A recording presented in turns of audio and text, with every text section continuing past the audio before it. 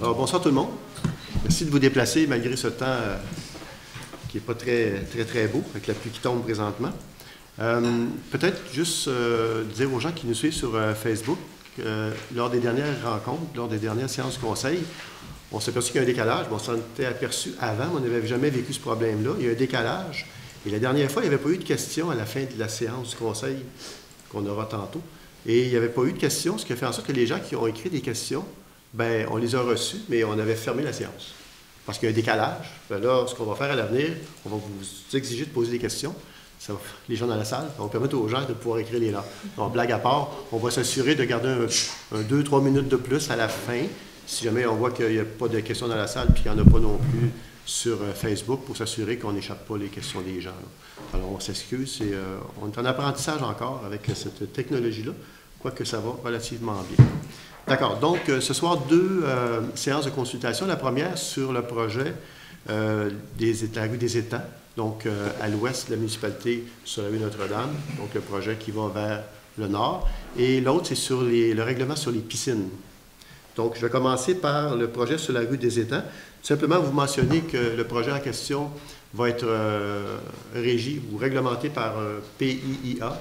Donc, s'assurer finalement d'avoir un projet qui va être harmonieux, éviter des situations où on a des maisons hétéroclites, puis que finalement, il n'y a pas de, comment je dirais, de clin d'œil architecturaux en chacune des maisons. On veut s'assurer d'avoir un projet qui va être harmonieux. C'est pour ça qu'on met en place un PIIA. Donc, entre autres choses, lorsqu'on a un PIA, bien, on va mettre en évidence certains éléments qu'on veut qu'ils se retrouvent dans la construction des maisons qui vont s'y construire.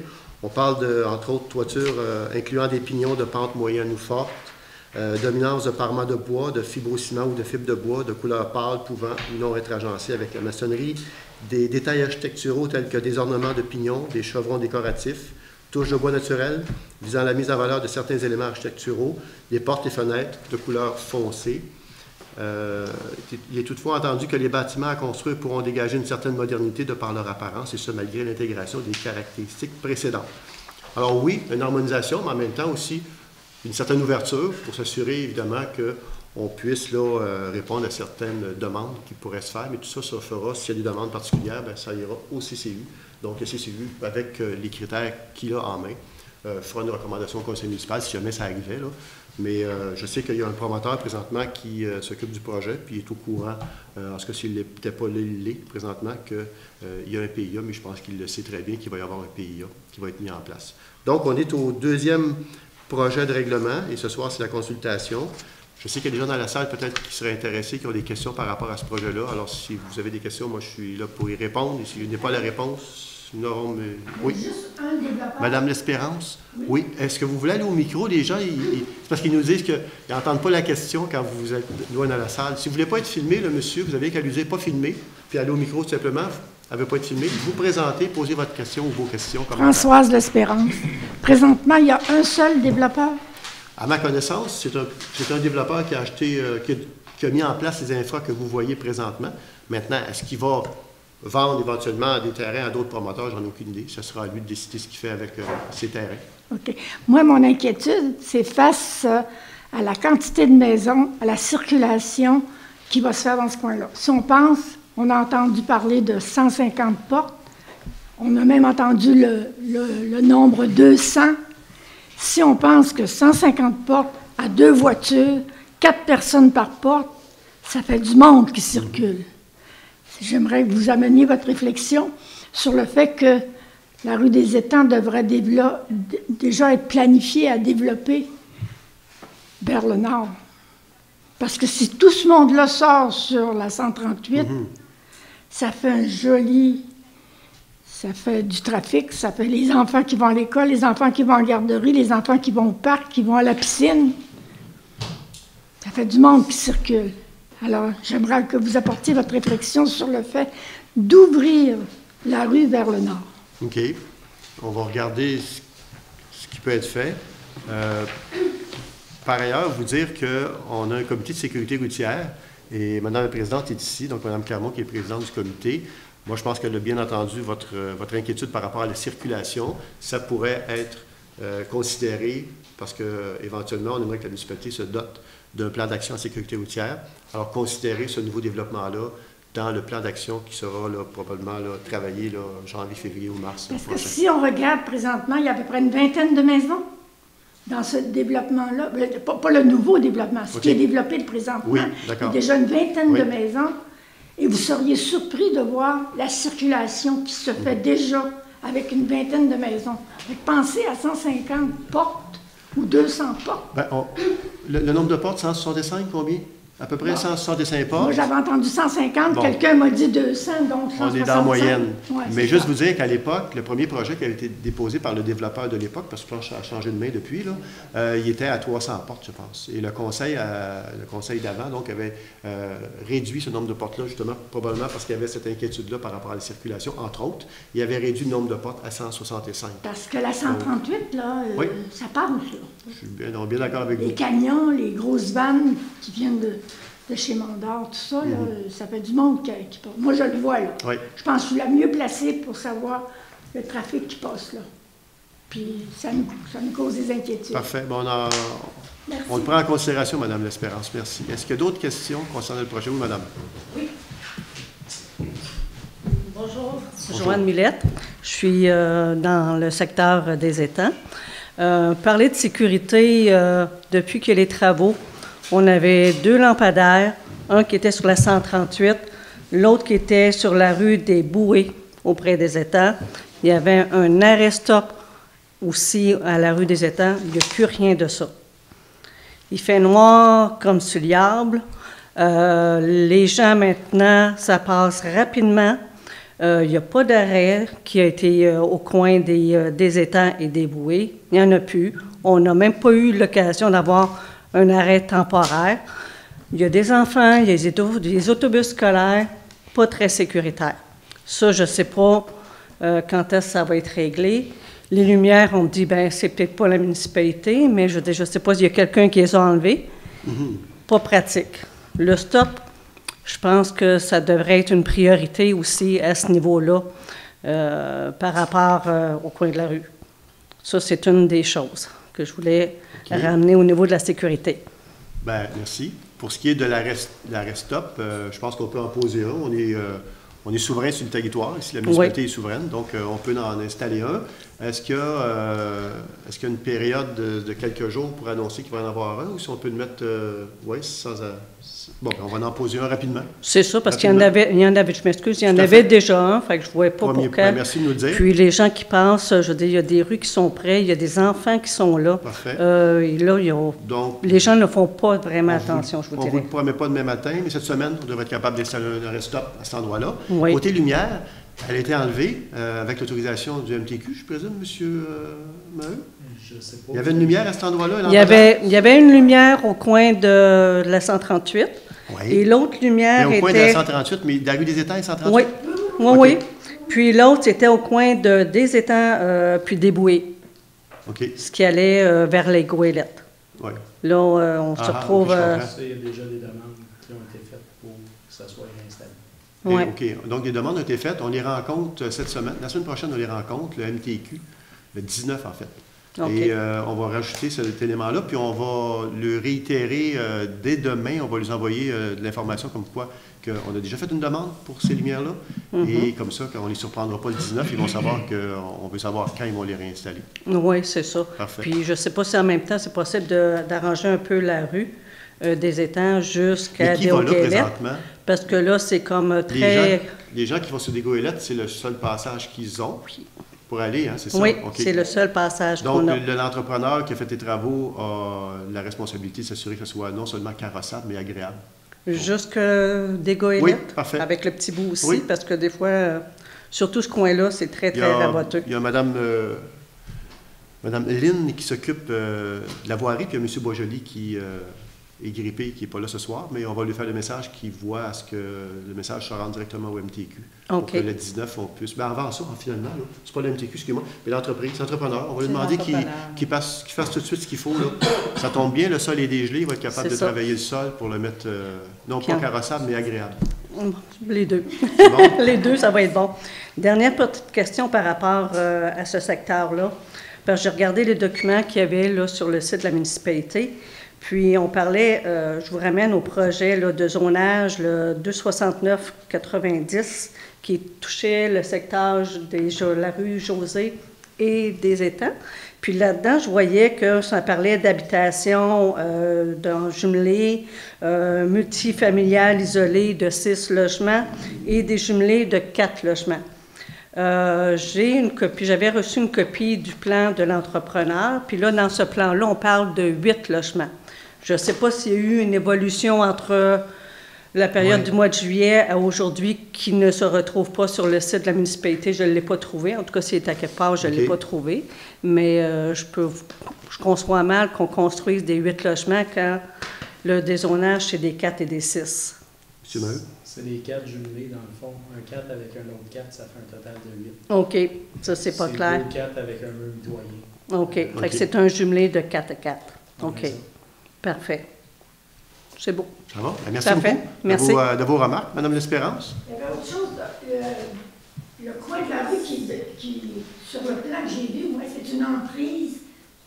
Juste aller au micro, madame, parce que les gens... Ils vous entendront pas. On va se faire chicaner si vous ne faites pas ça. Si on prend la rue des Étangs au coin de la 138, le coin qui est à côté de M. Balassa.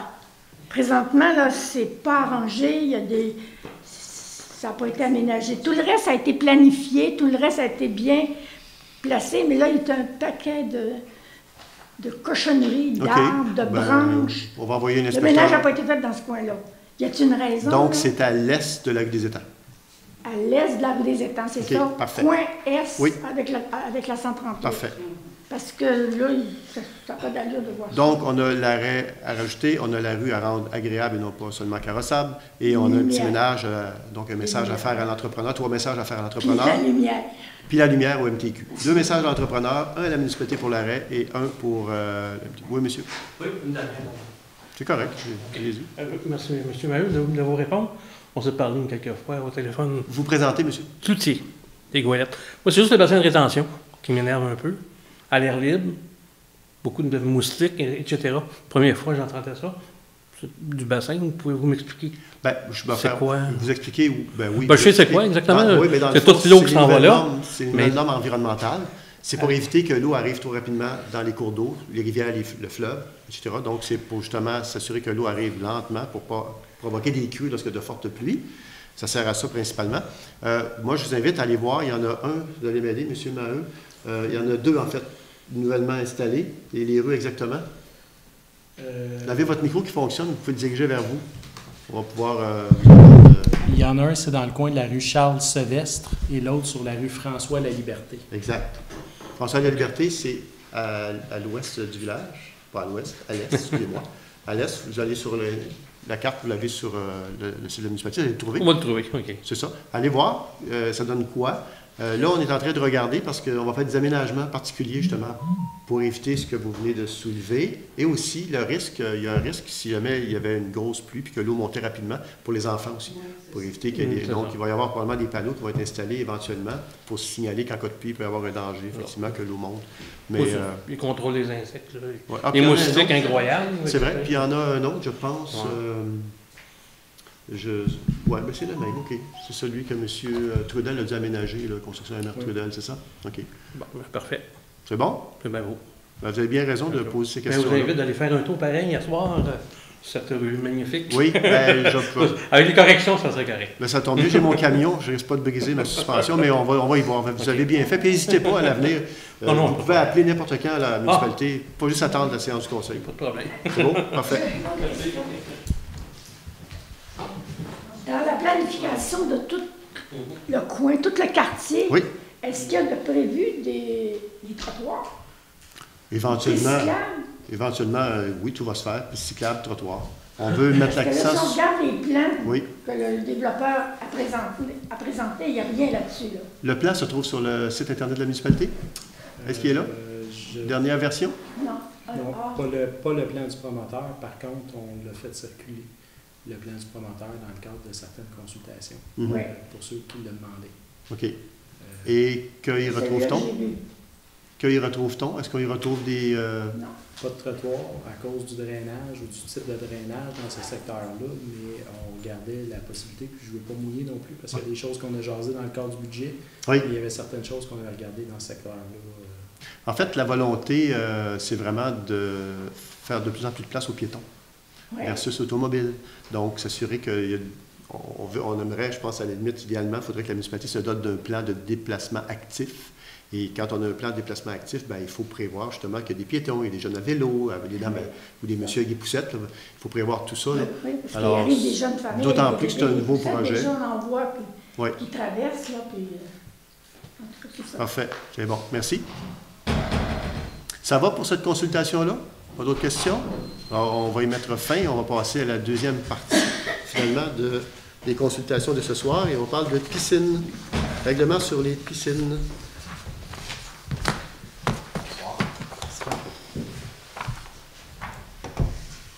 Donc, brièvement, puis ça, on va le retrouver, il y est déjà d'ailleurs la première version. Là, c'est la deuxième, ça n'a pas bougé beaucoup, là, à ce que je sache, en termes de version, c'est pas mal la même chose. Vous l'avez sur le site de la municipalité. C'est donc l'adoption du second projet de règlement, modifiant les règlements de zonage 105-90, 269-90, dispositions concernant la sécurité des piscines. Donc, rapidement, on parle de... Bonjour, M. Lévesque. On parle de la mise en place de piscines, mais cours latéral et cours arrière. On va aussi parler évidemment des hauteurs des clôtures. En fait, là, pour être bref, vous dire, là, c'est que vous avez jusqu'en 2025 pour vous conformer au niveau de vos piscines, qu'ils soient hors terre ou creusées. Appelez à la municipalité, ils vont pouvoir vous dire si c'est correct ou si c'est pas correct. Parce que il va y avoir, le règlement va être sévère. On sait que depuis très très longtemps, en fait depuis presque toujours, il y avait des droits acquis pour les piscines creusées ou hors terre. C'est terminé. C'est terminé. Maintenant, tout le monde doit se conformer. C'est un règlement du gouvernement du Québec. Et ce règlement-là, nous, évidemment, on doit le mettre en place aussi dans les municipalités. C'est pas juste à la Nord-Est, c'est partout pareil. Je sais que ça cause des désagréments à certaines personnes au niveau de leur agencement puis de leur disposition piscine, maison, patio. Mais on n'a pas le choix. Il faut maintenant s'assurer que la sécurité des tout-petits est assurée. Alors, donc, ce faisant, on a un règlement qui colle parfaitement avec celui du gouvernement du Québec. On n'a pas le choix de le faire de cette façon-là, de toute façon. Vous pouvez le consulter sur le site Internet de la municipalité. Écoutez, je ne vous le lirai pas au complet. Là. Il y a la hauteur des clôtures, les mailles de la piscine, quelle grandeur elles doivent être. Il ne doit pas y avoir d'accessoires. Pas la piscine, excusez-moi, ils vont perdre de l'eau. Mais la clôture, les mailles de la clôture, il y a des dimensions, il y a des hauteurs, il y a des distances par rapport, évidemment, ça on le retrouve toujours au niveau latéral puis au niveau arrière, à respecter. On ne peut pas mettre de trucs autour des clôtures à l'extérieur qui permettraient à un enfant de grimper puis de tomber dans la piscine ou dans l'air de la piscine, dans le fond. Alors, c'est vraiment pour les tout-petits. Puis il y a aussi une disposition concernant les plongeons. Alors, l'installation de plongeons versus la profondeur de l'eau de la piscine pour éviter des blessures qui sont déjà arrivées malheureusement par le passé. Donc, moi, je pense même qu'il y a déjà des gens qui ont reçu des lettres concernant leur piscine pour leur dire elle n'est pas conforme, l'installation n'est pas conforme, vous avez un certain temps pour le faire. Nous, la municipalité va, au cours des prochains mois, prochaines années, jusqu'en 2025, faire certains rappels aux gens pour qu'ils se conforment. Mais sachez que vous devez le faire. Il n'y a pas d'option autre que de s'assurer qu'on est conforme au règlement. Voilà. Est-ce qu'il y a des questions par rapport à cette consultation sur les piscines? Ça va? Là, vous me parlez de ça, c'est pour ça qu'il y a un Monsieur Lévesque, juste... Il y a un employé qui a fait un peu les visites des cours dans les dernières semaines? C'est possible qu'il ait fait ça, oui. Mais juste vous dire qu'on a un employé qui fait déjà des visites sur le territoire, ce qu'on n'avait pas avant. Maintenant, on a quelqu'un qui fait des tournées sur le territoire pour s'assurer que tout va bien, que tout est conforme. Ouais, probablement que dans les piscines, c'était aussi son mandat. Pour le reste, comme je vous dis, je ne vous le lirai pas. Vous pouvez aller sur le site de la municipalité, vous allez le retrouver. On parle des thermopompes, des plongeoires, la clôture, etc. Et au plus tard, tout doit être conforme au plus tard le 1er juillet 2025. Voilà. Ça va pour ça? Alors, ça met fin aux deux consultations. Maintenant, je céderai la parole à Mme Lynne Clermont, conseillère, et qui va vous parler de démolition. Donc, comité de démolition, il y a Mme Clermont qui en fait partie, Il y a Mme Marie-Ève Mondard et M. François Beaujoli qui, pour le moment, a une grippe. Alors, on le dirait chez vous quand une microbe. Ça va bien aller. Alors, je laisse la parole à Mme Clermont. Merci beaucoup, Monsieur le maire. Bonsoir à tous. C'est une demande de certification d'autorisation pour démolition. L'adresse est le 147 Grande-Côte-Est et le demandeur est M. William Benoît. Le comité a statué sur les motifs de démolition et les pièces justificatives, notamment en A, l'état du bâtiment visé par la demande. Le bâtiment demande des travaux. Toutefois, l'inspecteur ayant produit le rapport n'a pas su démontrer le caractère majeur de ceux-ci et esquive de nombreux aspects de l'état du bâtiment. Aucun avis complémentaire recommandé au rapport n'a été soumis. B, la détérioration de l'apparence architecturale. Donc, l'apparence architecturale du bâtiment a été conservée. En C, la détérioration du caractère esthétique ou de la qualité de vie du voisinage. Donc, malgré son état, le bâtiment s'harmonise avec le secteur. Aucune plainte n'a été formulée quant à son état ou à l'effet qu'il serait une source de nuisance. En D, les motifs de démolition et les pièces justificatives. Après avoir évalué les coûts de restauration, le propriétaire souhaite reconstruire une habitation à meilleur coût. En E, le coût de restauration. Les documents fournis concernant le coût de restauration sont incomplets et ne permettent pas une appréciation pleine et entière des montants soumis. En F, les oppositions reçues. Aucune opposition n'a été reçue après l'affichage. En G, lorsque le bâtiment comprend un ou plusieurs logements, le besoin en logement dans les environs et la possibilité de relogement des locataires ne s'applique pas. Tout autre critère pertinent, l'âge avancé, le fait que le bâtiment figure à l'inventaire du patrimoine de la MRC de Dautré de valeur moyenne. En conséquence, le comité refuse de faire droit à la présente demande. Donc, ce compte-rendu est en date du 6 décembre 2022. Merci à tous de votre attention. Ça va pour tout le monde? Des questions par rapport à la décision du comité de démolition? C'est bon? Alors, merci. Peut-être, je ne sais pas, je ne vois pas apparaître sur mon écran là, les commentaires ou les questions, mais je vois qu'il y a une question qui a été posée lors de la dernière séance et dû au décalage, on l'avait raté. Je peux la lire puis en profiter pendant qu'il reste un peu de temps avant la séance ordinaire pour y répondre, que je ne vais pas l'oublier, ça ferait 2 fois quand même. C'est de M. Jean-François Gagné. Bonjour, une bénévole aurait été payée lors de la consultation sur la politique culturelle. J'ai tenté de trouver la résolution pour cette dépense, mais je ne la trouve pas. Serait-il possible de me spécifier le numéro de la résolution? J'ai peut-être manqué la dépense, merci. Alors non, il n'y a pas de résolution. La municipalité n'a pas payé de bénévoles lors de la prestation qui a eu cours lors de la politique culturelle. Voilà. Espérant que ça répond à votre question. Je vois que je viens de déroger moi-même à la règle qui dit que la municipalité Lanoraie, bonsoir, notez que les questions posées en ligne seront adressées lors de la période des questions à la fin de la séance. J'ai fait une exception pour celle-là, vu qu'elle avait été posée la séance d'avant, puis on ne l'avait pas eu dans les temps pour pouvoir y répondre. Voilà.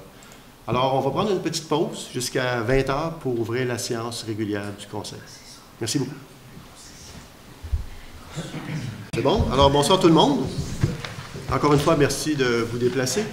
Il y a des gens qui se sont ajoutés, et c'est tant mieux. Pour les gens qui nous suivent sur Facebook, encore une fois, je répète, simplement, préparez vos questions. Et là, on va s'ajuster. On sait maintenant qu'il y a un décalage assez important qui fait en sorte que la dernière séance, on a fermé la séance, puis il y a des questions qui sont arrivées. Malheureusement, on n'a pas pu y répondre. J'ai répondu à une tantôt, qui était du mois passé. Donc, cela étant fait. Alors, donc, on va ouvrir la séance immédiatement. Donc, vérification du quorum. Ouverture de la séance. Proposé, appuyé, résolu que la séance soit ouverte. Est-ce que j'ai un proposeur? Je propose. Proposé par Mme Lynne Clermont. Est-ce que j'ai un appuyeur? J'appuie. Appuyé par M. Martin Lavallée. À ma droite, ceux qui sont en faveur. D'accord. À ma gauche. D'accord. Alors, c'est unanime. Adoption de l'ordre du jour. Alors, vous avez devant vous un ordre du jour, mesdames, messieurs, membres du Conseil. Est-ce qu'il y a des ajouts ou est-ce qu'il y a des choses que vous voulez enlever? Ça vous convient comme ça? Alors, ça me prendrait un proposeur pour l'adoption de l'ordre du jour. Je propose. Proposé par Mme Marie-Ève Mondard. Est-ce que j'ai un appuyeur? J'appuie. Appuyé par M. Martin Lavallée, à ma droite, ceux qui sont en faveur. En accord. À ma gauche. D'accord. Alors, c'est unanime. Point 3, approbation des procès-verbaux du 1er et 28 novembre 2022. Considérant qu'une copie des procès-verbaux a été préalablement transmise aux membres du conseil municipal et qu'ils reconnaissent en avoir pris connaissance, en conséquence, proposé, appuyé, résolu, que les procès-verbaux du 1er et 28 novembre 2022 soient approuvés. Est-ce que les procès-verbaux sont en accord avec ce qui s'est dit et voté lors du dernier conseil? Ça va pour tout le monde? Est-ce que j'ai un proposeur? Je propose. Proposé par Mme Lynne Clermont. Est-ce que j'ai un appuyeur? J'appuie. Appuyé par Mme Marie-France. Marie-Ève? Ça va être correct. Mme Marie-Ève Mondor. À ma droite, ceux qui sont en faveur. D'accord. À ma gauche? D'accord. Alors, c'est unanime. Le point 4, Monarque. Il est proposé, appuyé et résolu, de retenir l'offre de service de l'Institut de recherche en biologie végétale au montant de 635 $, taxes incluses, pour la présentation d'une conférence ayant pour titre « Mission Monarque ». Peut-être M. Lavallée nous en dire un peu plus par rapport à ça? Oui, mais c'est quelqu'un, dans le fond, pour ceux qui ne savent pas, la municipalité s'est engagée au printemps dernier à devenir Ami des Monarques. C'est une accréditation qui est donnée par la Fondation David Suzuki en collaboration avec Espace pour la vie, qui regroupe l'insectarium, planétarium et tout ça. Et donc, pour qu'on puisse devenir Ami des Monarques, on a une année pour accomplir 3 engagements sur une liste d'une vingtaine, trentaine environ. Et donc, là-dessus, on a demandé à quelqu'un de l'insectarium de Montréal, qui travaille pour l'organisme Mission Monarque, de venir donner une conférence pour présenter un petit peu l'enjeu autour des monarques, pour nous parler aussi de ce qui est possible de faire ici concrètement pour les citoyens, pour la municipalité. Et donc, ça va être quelque chose d'assez pédagogique, d'assez aussi novateur. On sait que le monarque est rendu une espèce en voie de disparition. Donc, la municipalité veut faire sa part, et puis c'est ce qu'on va faire avec cette conférence-là, qui va constituer un des engagements, et qu'il va y en avoir d'autres au cours de l'année pour accomplir, pour qu'on devienne officiellement Amis des monarques. Donc, suivez de près l'avenir du mois de janvier. Vous aurez la date pour la conférence qui se tiendra assurément, moi que des inscriptions tellement grandes qu'on doit s'installer au gymnase de l'école. Mais bon, sinon, ça va sûrement se tenir soit à la bibliothèque, soit à la salle Jean-Bourdon. Ça va? Est-ce que j'ai un proposeur? Je propose. M. Martin Lavallée a fait la proposition. Est-ce que j'ai un appuyeur? J'appuie. Appuyé par Mme Marie-Ève Mondor, à ma droite, ceux qui sont en faveur. D'accord. À ma gauche? Alors, c'est unanime. 4.4, mandat procureur cour municipale. Proposé, appuyé et résolu que le conseil de la municipalité de Lanoraie mandate M. Pierre-Édouard Asselin et M. Hubert Girard de l'étude d'avocat Roy et Asselin Inc. pour agir à titre de procureur désigné de la municipalité dans les dossiers soumis à l'attention de la cour municipale d'Autrey. On a voté une résolution similaire le mois passé, ou le mois d'avant, en tout cas, c'est soit la séance, la dernière ou l'avant-dernière séance, mais il y avait une petite précision à faire. On doit nommer directement les avocats et non pas seulement le bureau d'avocats. Alors là, on vient les nommer directement. C'est une petite coquille qui s'était glissée. Alors, sur le plan juridique, il vaut mieux procéder de cette façon-là. C'est pourquoi on revient ce soir avec cette résolution. Est-ce que j'ai un proposeur? Je propose. Proposé par Mme, excusez-moi, Josée Castonguay. Appuyé par? J'appuie. Appuyé par Mme Lynne Clermont, à ma droite, ceux qui sont en faveur. En accord. À ma gauche. D'accord. Alors, c'est unanime. Point 4, augmentation du fonds réservé. Proposé, appuyé, résolu d'affecter une somme de 25 000 $ à même le budget de l'année en cours au fonds réservé dans le cadre du programme de soutien au milieu municipal en patrimoine immobilier du ministère de la Culture et des Communications, volet 1-A. Il faut se rappeler qu'en juillet 2021, le conseil de l'époque avait adhéré à un programme du gouvernement du Québec, du ministère de la Culture, pour la protection du patrimoine. Donc, c'est des sommes qui étaient disponibles. Le conseil à l'époque, il avait possibilité de choisir entre 3 années, la première, la deuxième, troisième année. Le conseil de l'époque a dit, OK, on met 25 000 la deuxième année, 25 000 la troisième. Et le gouvernement du Québec, le ministère de la Culture, lui, met 50 000 pour la deuxième et 50 000 pour la troisième. Puis là, c'est important, je pense que on a déjà contacté les gens qui ont des maisons patrimoniales, parce que ça doit être des maisons patrimoniales soit supérieures ou d'exception qui ont accès à ces sommes d'argent-là. Les gens ont déjà reçu des lettres, mais on réitère ce soir, on vous le redit ce soir, les argents sont disponibles, le programme est vraiment lancé. Alors ceux qui ont des rénovations, des trucs à faire à leur maison, encore là, supérieurs ou d'exception, s'ils veulent, ils peuvent faire la demande ici même, puis on travaille avec la municipalité directement. On est directement allé à la municipalité régionale de comté, la MRC, dans ce cadre de demande. Donc, il y a des sommes disponibles. On voulait réitérer cela. Puis, de toute façon, on devait voter la résolution pour créer le fonds, parce qu'on va vraiment mettre l'argent dans un fonds réservé sur ce point-là. Ça va? Des questions? Il faut aller au micro puis se nommer.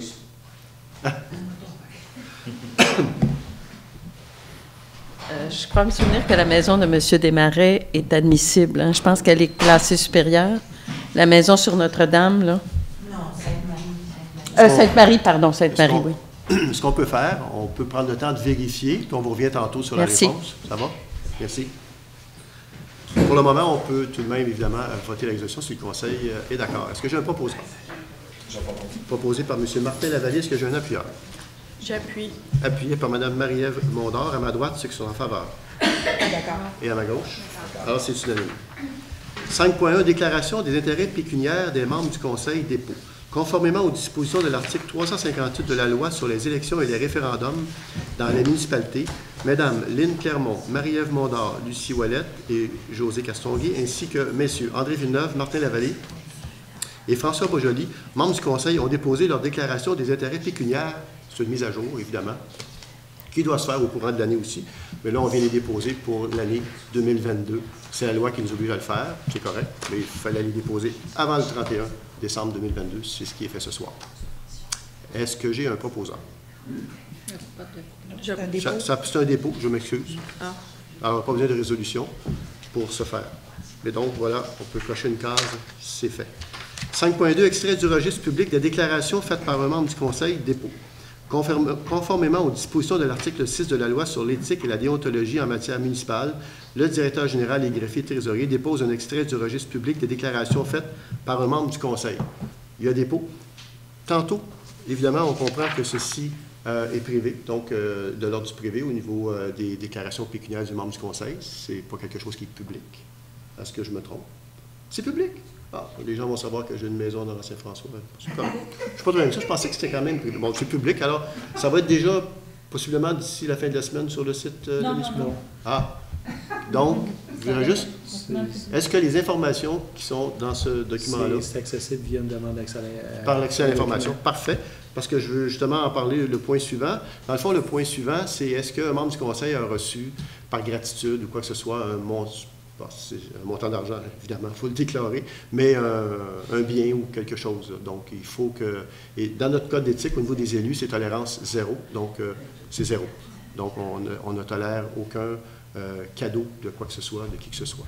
C'est dans le code d'éthique. Et là, on vient ici, là, Monsieur le directeur général, donc, va déposer le 10 documents qui contient zéro, donc, qui a été reçu par un membre du Conseil. Donc, gratitude, appelez-le comme vous voulez. C'est un dépôt aussi. Voilà. Ça nous amène à 5.3.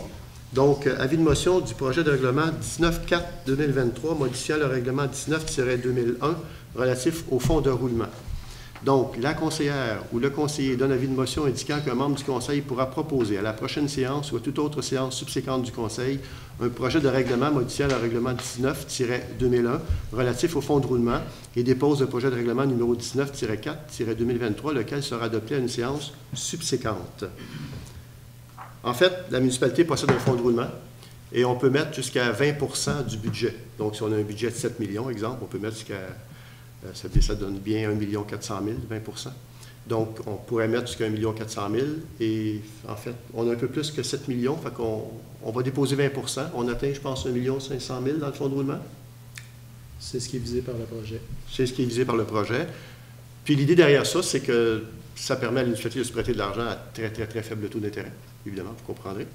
Parce que c'est de l'argent qui appartient déjà à la municipalité. Donc, si on veut acheter quelque chose, on dit, bon, on se rembourse sur 5 ans, même le budget, pour garder le fonds de roulement en place. Puis, ça permet aussi, d'une certaine façon, au niveau des livres comptables, le gouvernement, moi, je dis souvent, le sait, mais il n'en tient pas compte lorsqu'il arrive le temps de regarder une demande de subvention de la municipalité.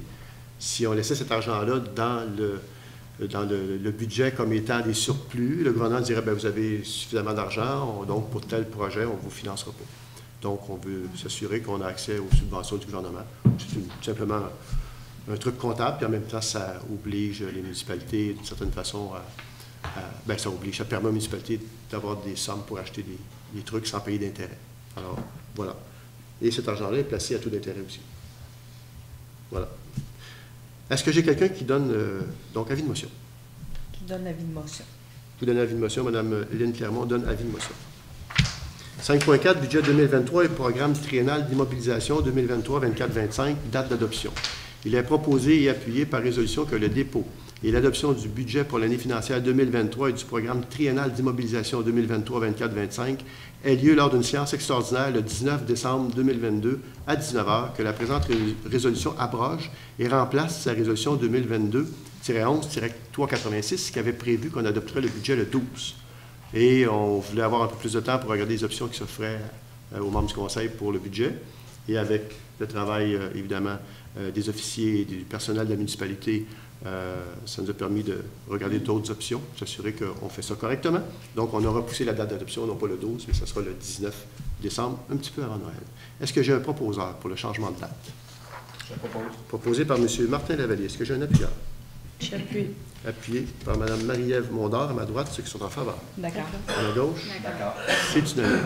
5.5, calendrier des séances 2023, considérant l'article 148 du Code municipal du Québec, prévoit que le Conseil doit établir, avant le début de chaque année civile, le calendrier de ces séances ordinaires pour la prochaine année, en fixant le jour et l'heure du début de chacune. En conséquence, proposé, appuyé, résolu que le calendrier ci-après soit adopté relativement à la tenue des séances ordinaires du Conseil municipal pour l'année 2023. Ces séances se tiendront aux dates suivantes et débuteront à 20h à la salle du Conseil municipal, donc 57 rue La Roche, Lanoraie. Et les dates, ça ne change pas, c'est le 17 janvier, 7 février, 7 mars, 4 avril, 2 mai, 6 juin, 4 juillet, 8 août, 5 septembre, 3 octobre, 7 novembre et le 5 décembre. Qu'un avis public du contenu du présent calendrier soit publié par le directeur général et greffier trésorier, conformément à la loi qui régit la municipalité. Ça va? Est-ce que j'ai un proposeur? Je propose. Proposé par Mme Lynne Clermont. Est-ce que j'ai un appuyeur? J'appuie. Appuyé par M. Martin Lavallée. À ma droite, ceux qui sont en faveur.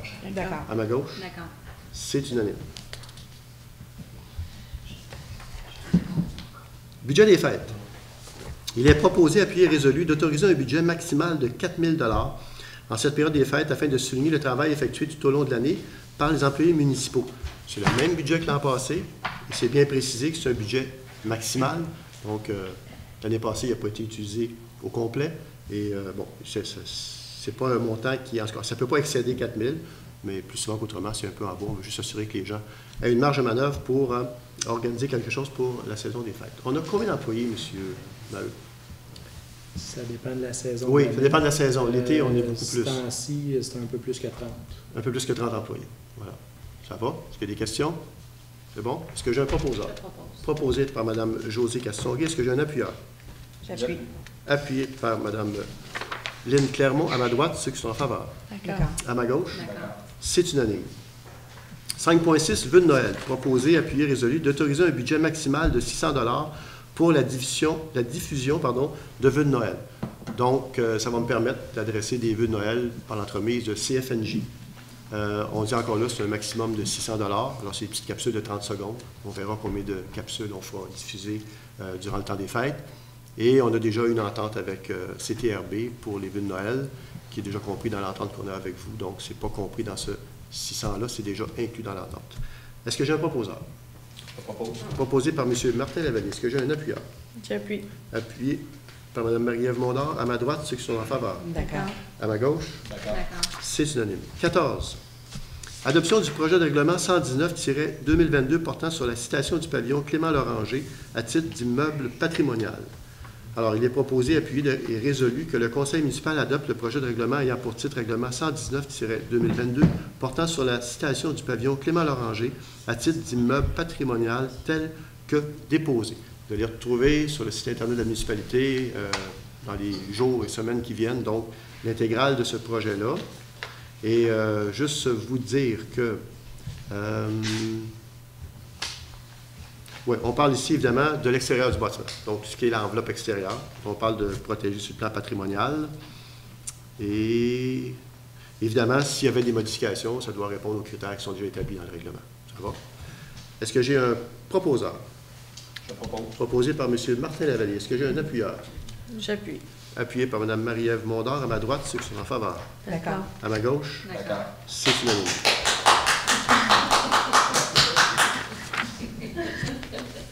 Je les ai tenus. Bon, ça c'est bien. Je pense que les gens sont heureux de cette protection-là. 5.8, personnel. Il est proposé, appuyé et résolu, d'entériner la nomination de Mme Mégane Jonca à titre de surveillante sur appel. Donc, Mme Mégane Jonca est brigadière, présentement, sur la rue Notre-Dame. Et ce qu'on vient de dire par cette résolution-là, c'est que c'est possible qu'elle soit appelée donc lors d'événements spéciaux, que ce soit le carnaval, la fête nationale, bon, tout événement spéciaux, donc qu'elle puisse être sur appel pour pouvoir venir donner un petit coup de main là, si nécessaire. Ça va? Est-ce que j'ai un proposeur? Je propose. Proposé par Mme Marie-Ève Mondor. Est-ce que j'ai un appuyeur? J'appuie. Appuyé par Mme Lynne Clermont. À ma droite, ceux qui sont en faveur. D'accord. À ma gauche, D'accord. c'est unanime. 5.9. Entente relative à la ressource en environnement MRC de Dautré. Considérant que la municipalité de Lanoraie a adhéré au service d'urbanisme et d'environnement de la MRC de Dautré. Considérant que le service d'urbanisme et d'environnement de la MRC de Dautré a procédé à l'embauche d'un conseiller en environnement. Considérant qu'il y a lieu de désigner ce conseiller en environnement comme fonctionnaire responsable de l'application de la réglementation de l'environnement au sens de l'article 119 de la loi sur l'aménagement et l'urbanisme, considérant qu'il y a lieu de désigner ce conseiller en environnement comme fonctionnaire pouvant émettre des constats d'infraction et pouvant représenter la municipalité, en conséquence, proposé, appuyé, résolu, de désigner M. Antoine Drainville-Mongeau à titre de conseiller en environnement pour l'application des règlements d'environnement et de nuisance au sens de l'article 119 de la loi sur l'aménagement et l'urbanisme. Bon. En fait, on a fait une entente avec la MRC pour trouver une ressource qui pourrait nous donner un coup de main, parce que, vous savez, on a les tourbières, on a toute la bordure le long du fleuve Saint-Laurent avec la ligne des Hautes-Eaux, 2 ans, 20 ans, 100 ans. Tout ça est fort complexe avec les nouveaux règlements que le gouvernement du Québec, en plus, change présentement et met en place.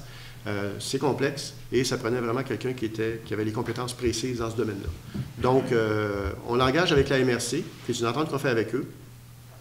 On va, nous, de notre côté, avoir à peu près 40 de son temps et évidemment, une facture équivalente.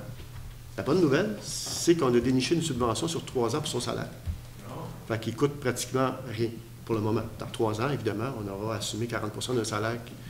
Mais là, pour le moment, au moins, on a réussi à avoir une subvention là, qui, c'est pratiquement, j'allais dire, son salaire au complet qui est assuré par la subvention pour les 3 prochaines années. Ça va permettre ici, évidemment, au personnel de pouvoir échanger davantage lorsqu'il se pose des questions pointues en termes d'environnement, que ce soit, comme je le disais tantôt, soit les tourbières, les cours d'eau, le fleuve, entre autres. Puis ça va permettre aussi de challenger le ministère de l'Environnement sur certaines questions. Parfois, il y a des zones d'ombre. Alors, il faut s'assurer que les choses soient claires pour tout le monde et que ce soit juste pour tout le monde. Donc, c'est une ressource qui est vraiment là, bienvenue, je vous dirais, là, pour la municipalité de Lanoraie, puis les autres municipalités. Je pense qu'il y a 6 autres municipalités qui adhèrent donc à l'engagement de ce monsieur. Voilà. Des questions? Ça va? Est-ce que j'ai un proposeur? Je propose. Proposé par M. Martin Lavallée. Est-ce que j'ai un appuyeur? J'appuie. Appuyé par Mme Marie-Ève Mondor. À ma droite, ceux qui sont en faveur. D'accord. À ma gauche? D'accord. C'est unanime. 5.10, comité de démolition, nomination des représentants. Alors, proposé, appuyé, résolu de mandater les conseillères, Mme Lynne Clermont, Mme Marie-Ève Mondor et le conseiller M. François Boisjoli, j'allais dire pour siéger, mais pour continuer à siéger sur le comité de démolition. En fait, ils ont accepté, parce qu'à tous les ans, on doit reconduire les gens sur des comités de cet ordre-là. On doit les reconduire par résolution. Et ils ont accepté tous les 3 de continuer le travail. Alors voilà. Est-ce que j'ai un proposeur? Je propose. Proposé par M. Martin Lavallée. Est-ce que j'ai un appuyeur? J'appuie. Appuyé par Mme Josée Castonguay. À ma droite, ceux qui sont en faveur. D'accord. À ma gauche, D'accord. c'est unanime. Demande de subvention au programme Desjardins. Il est proposé, appuyé et résolu d'entériner la demande de subvention auprès de Caisse Desjardins pour l'acquisition d'une station de remplissage de bouteilles d'eau potable à utiliser lors d'événements. Est-ce qu'on a une photo, M. Maire? Une photo ou un descriptif, tout le moins. Parce que c'est quand même... bon, en fait, c'est un projet de un peu plus de 20 000 et Desjardins pourrait contribuer jusqu'à hauteur de 6 ou 7 000 dans ce projet-là. Alors, l'idée, dans le fond, vous l'avez compris, hein, c'est de s'assurer que des gens qui ont des bouteilles d'eau, comme on vient d'entendre, puissent, lorsqu'ils sont à l'extérieur, les remplir à nouveau. Alors, au lieu d'être dans un petit abreuvoir, c'est vraiment quelque chose qui est vraiment fabriqué pour ça. Et ça évite les bouteilles de plastique, entre autres, puisqu'on veut éviter d'utiliser. On va l'utiliser le moins possible. l'exemple de ce qu'on fait avec. Excellent. Alors voilà, est-ce que j'ai un proposeur? Je propose. Proposé par Mme Lynne Clermont. Est-ce que j'ai un appuyeur? J'appuie. Appuyé par M. Martin Lavallée. À ma droite, ceux qui sont en faveur. À ma gauche? Donc, c'est unanime. Ah, on a la photo? Bon. Oui.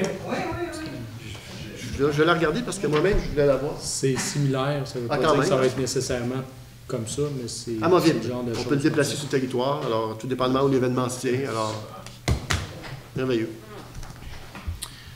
Donc, 6.1, sécurité routière, dépôt de rapport. Proposé, appuyé, résolu que le conseil municipal adopte le rapport produit par le comité sur la sécurité routière, déposé par la conseillère Mme Lynne Clermont, lequel est joint au président pour en faire partie intégrante. Avant de le voter, je demanderai à Mme la présidente du comité de sécurité routière de nous faire peut-être un petit résumé là, de travail. À vous la parole. Alors, bonsoir à tous.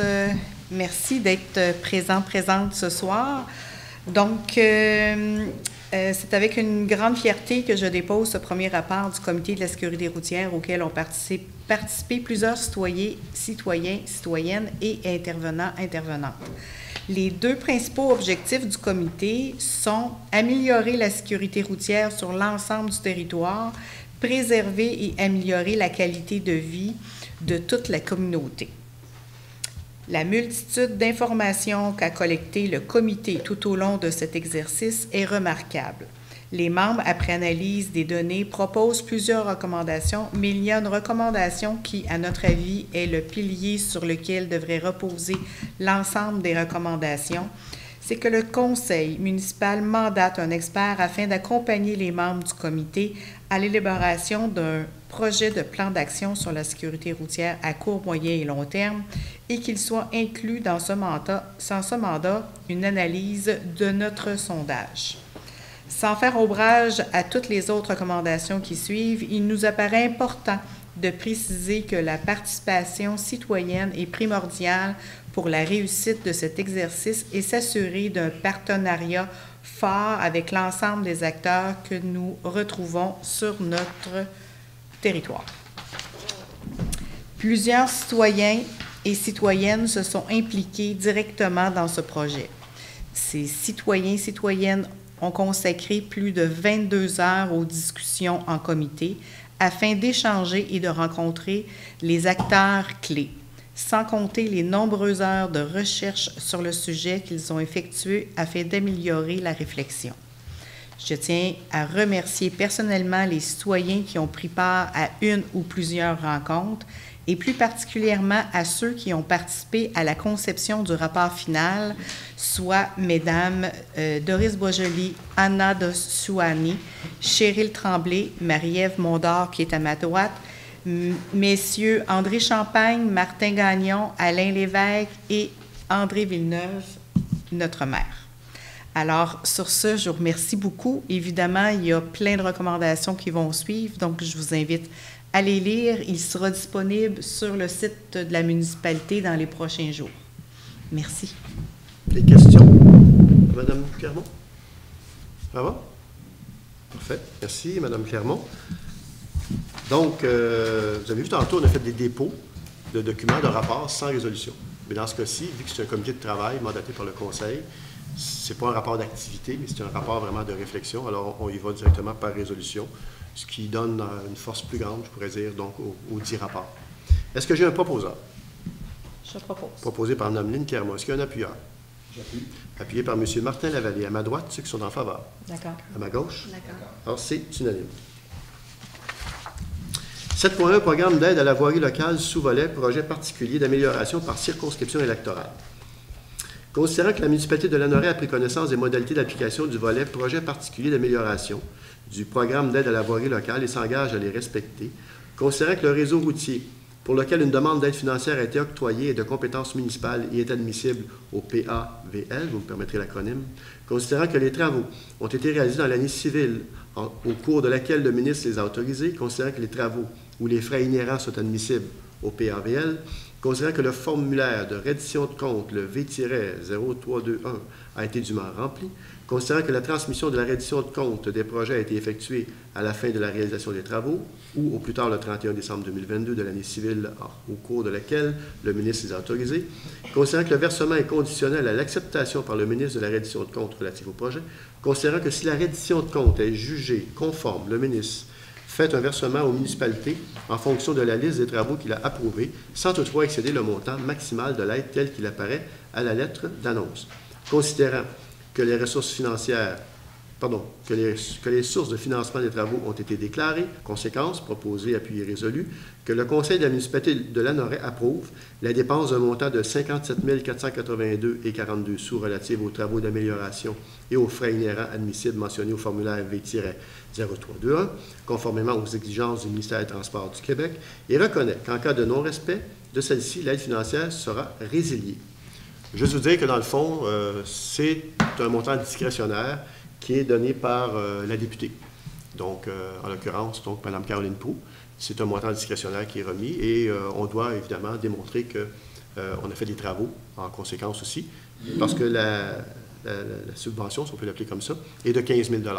Donc, on a effectué des travaux de 57 000 $, preuve à l'appui, tout est là. Donc, ils vont pouvoir nous verser le 15 000 $ suite à la résolution qu'on vient d'adopter ce soir. Est-ce que j'ai un proposeur? Je propose. Proposé par Mme Lynne Clermont. Est-ce que j'ai un appuyeur? J'appuie. Appuyé par Mme Marie-Ève Mondor. À ma droite, ceux qui sont en faveur. D'accord. À ma gauche? D'accord. C'est unanime. 8.1. Collecte des matières organiques putrescibles, dépôt de soumission.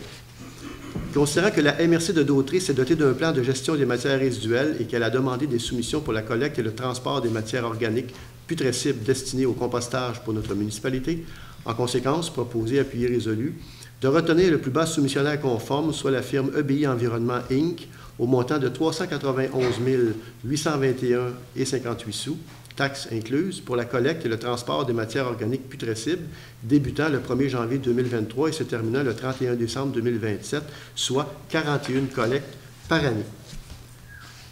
Vous dire qu'en 2018, le montant du contrat était de 266 000. Alors, il y a une augmentation de 130 000. Évidemment, il y a le carburant, il y a la main-d'œuvre, mais il y a aussi un nombre de portes.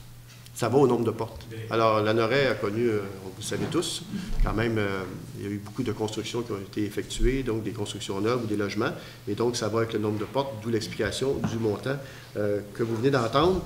Ça, c'est pour la collecte, transport, et le traitement. Le traitement, c'est 37 900, mais ça, c'est un contrat qui est donné par la MRC.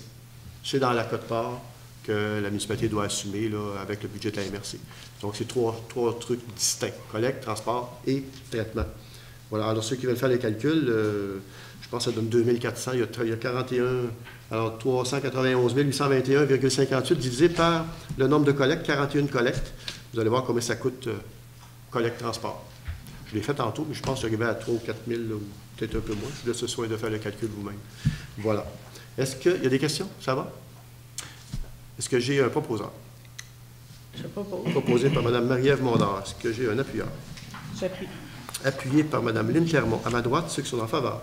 D'accord. À ma gauche? D'accord. C'est unanime. 8.2, collecte de sapins. Il est proposé, appuyé et résolu de retenir l'offre de service de la compagnie Arbrescence au montant de 2 259,40 taxes en su pour la collecte à domicile, donc de porte en porte, des sapins de Noël, laquelle collecte aura lieu le 13 janvier 2023. Alors, avis aux gens, ceux qui ont des sapins artificiels, vous ne les mettez pas là.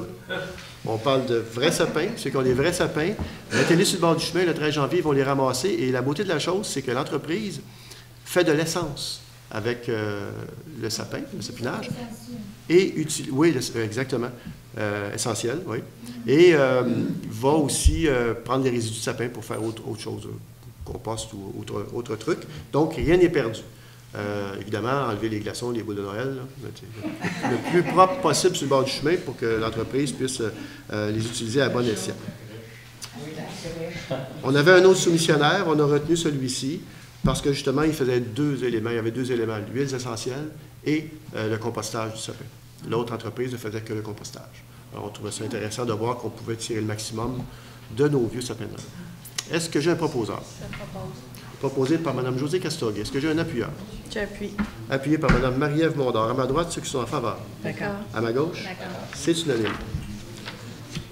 Coordonnateur aux mesures d'urgence, nomination.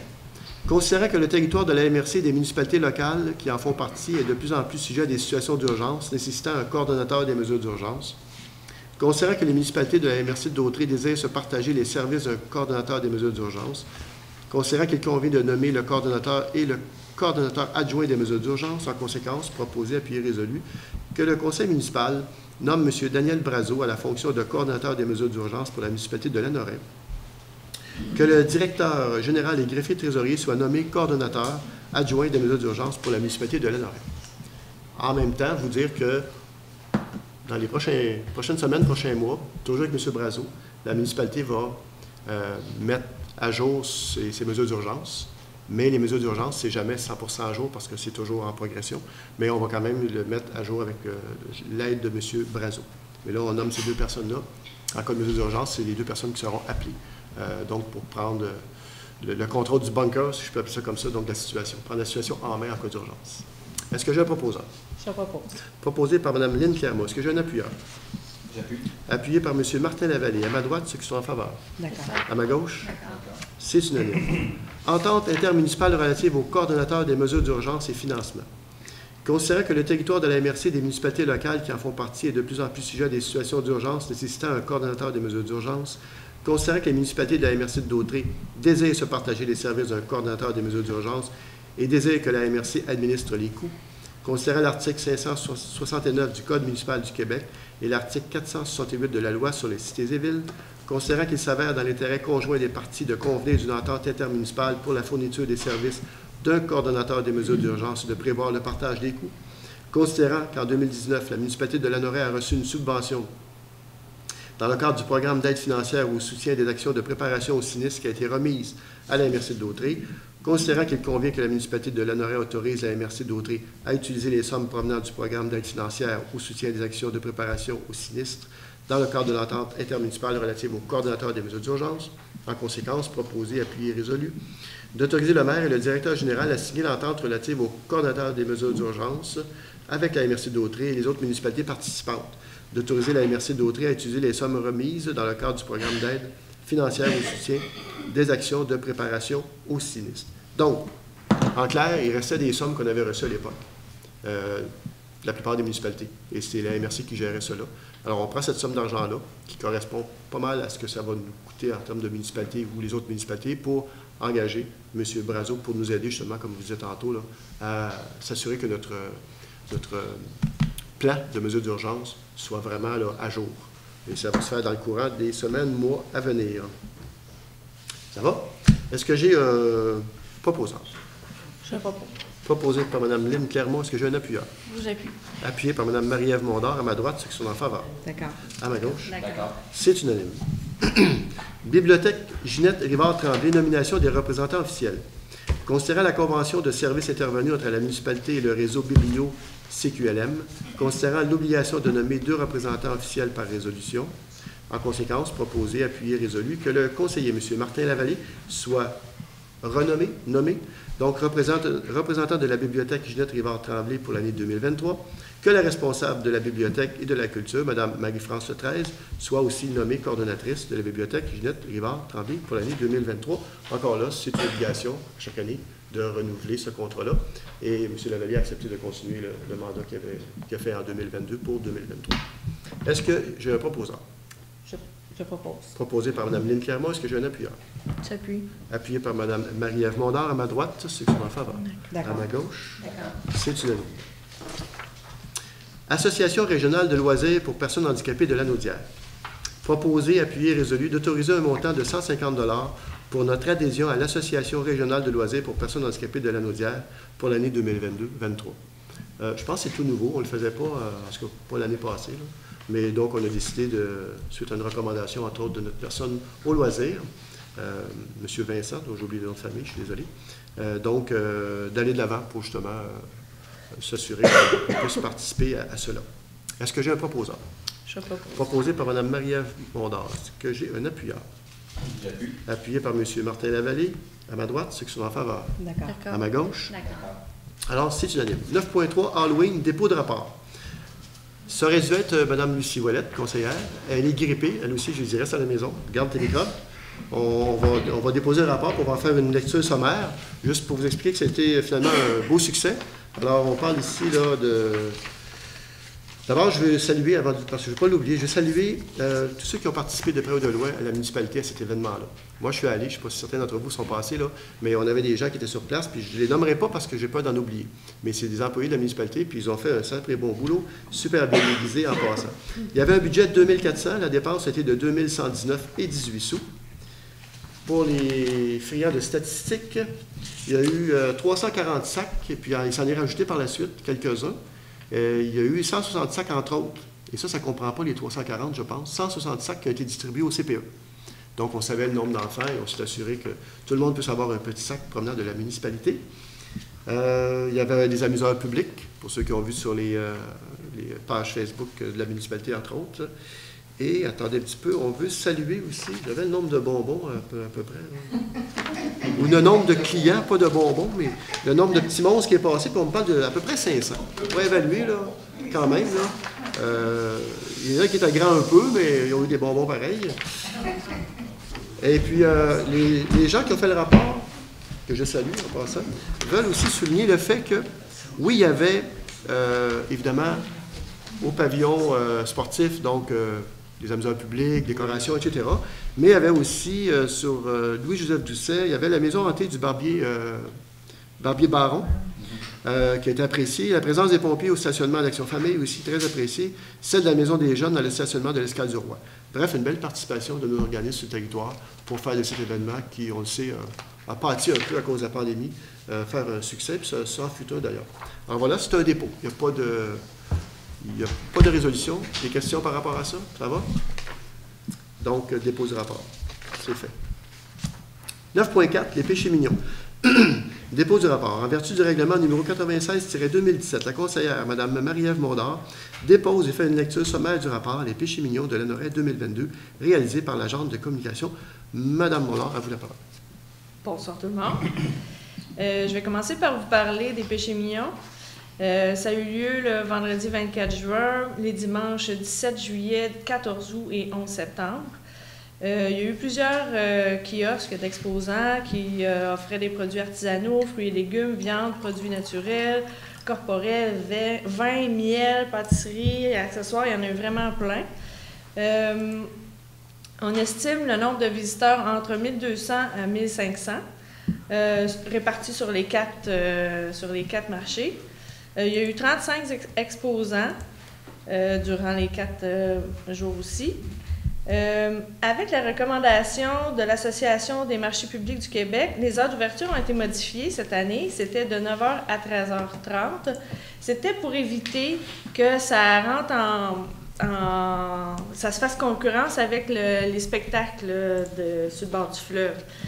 Ça n'a pas été concluant. Fait que on va revoir... on essaye des choses, fait que ça, on va essayer d'autres choses l'année prochaine.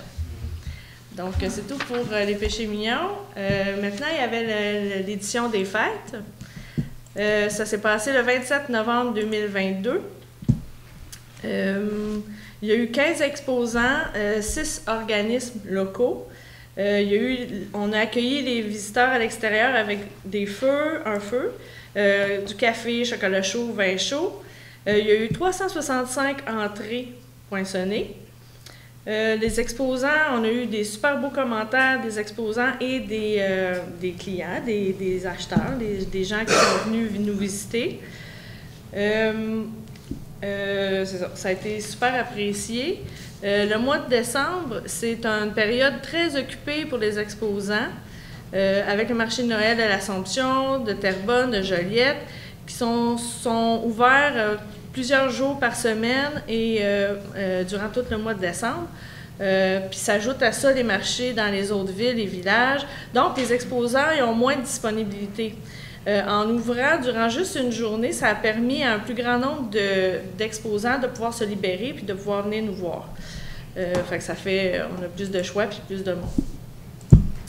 Fait que c'est tout. J'aimerais remercier tous les gens qui ont qui ont travaillé sur les péchés mignons d'été et d'hiver dans les différents services de municipalité, soit l'administration, les finances, la communication, les travaux publics, les entretiens ménagers, puis celle qui a chapeauté tout ça, Mme Josiane Laporte. Donc, merci à tout le monde. Puis, merci aussi aux gens qui sont venus encourager les péchés mignons. Des questions, Marie-Ève? Ça va pour tout le monde? Oui? Si vous allez au micro, s'il vous plaît, vous nommez, allez au micro, au micro, oui? Oui. Et vous présentez. Oui, bonjour, Serge Beaupied.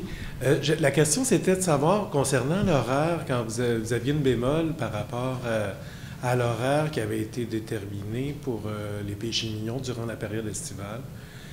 C'était quoi la bémol? C'est que, dans le fond, on aurait été mieux d'ouvrir un petit peu plus longtemps, c'est ça? Bien, on va s'ajuster, on va voir. Oui, c'est ça, les heures n'étaient pas super. Selon les commentaires des exposants, puis le commentaire des gens qui venaient acheter aussi, je pense que ça fermait peut-être un peu trop tôt. Ouais. OK. Parce que moi, ce que j'ai constaté, puis je trouvais qu'il y avait une super belle achalandage lors des spectacles, puis on a eu des beaux spectacles cet été, là.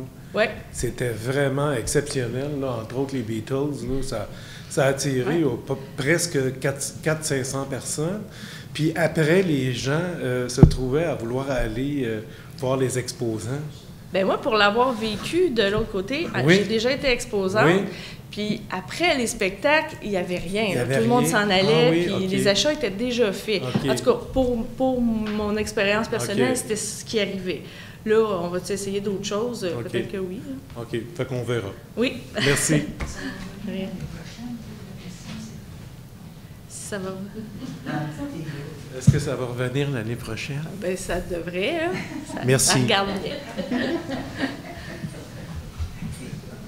C'est bon? Oui. Merci.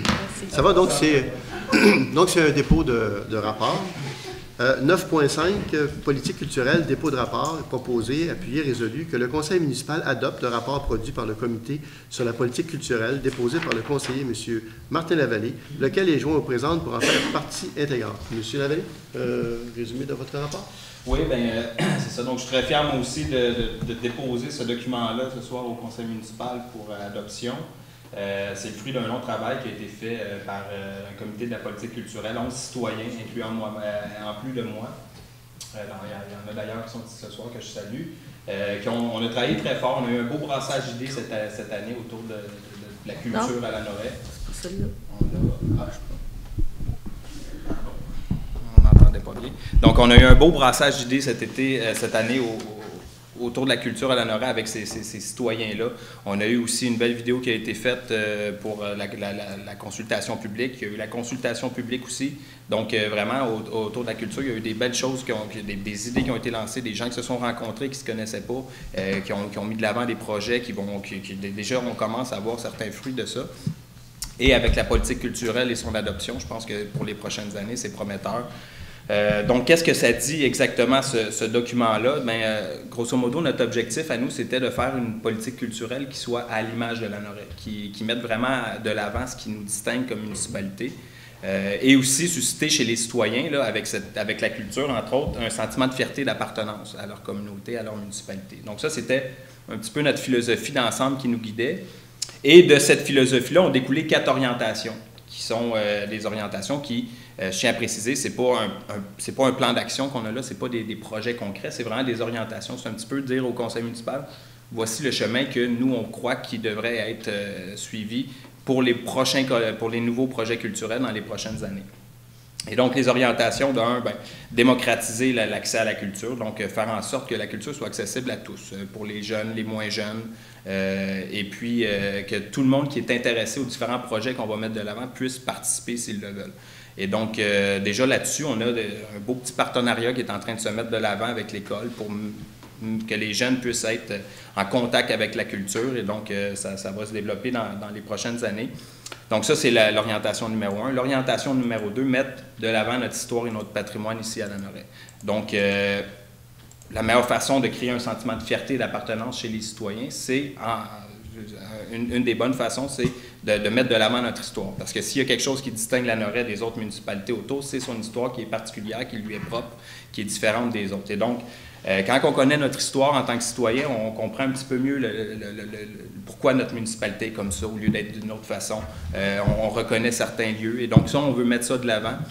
Et entre autres aussi le patrimoine qui est un témoin direct de cette histoire-là, qu'on voit encore de nos jours un peu partout. Donc ça, c'est deuxième orientation, notre histoire, notre patrimoine. Troisième, mettre de l'avant un peu nos artistes lanorois. On a eu des artistes qui ont existé à une certaine époque, jadis. Il y en a d'autres qui sont encore aussi aujourd'hui, que ce soit des écrivains, que ce soit des peintres, des musiciens. Et donc, essayer de les faire connaître, essayer de les mettre de l'avant un petit peu plus. Et aussi soutenir les initiatives culturelles qui émanent de certains citoyens. S'il y a des citoyens qui nous arrivent et disent « Hey, nous autres, on aimerait ça de mettre de l'avant tel projet », bien, la municipalité, en vertu de sa politique culturelle, pourrait aider dans la mesure du possible ces citoyens-là et ces initiatives-là. Quatrième orientation, le territoire et l'environnement dans lequel on vit.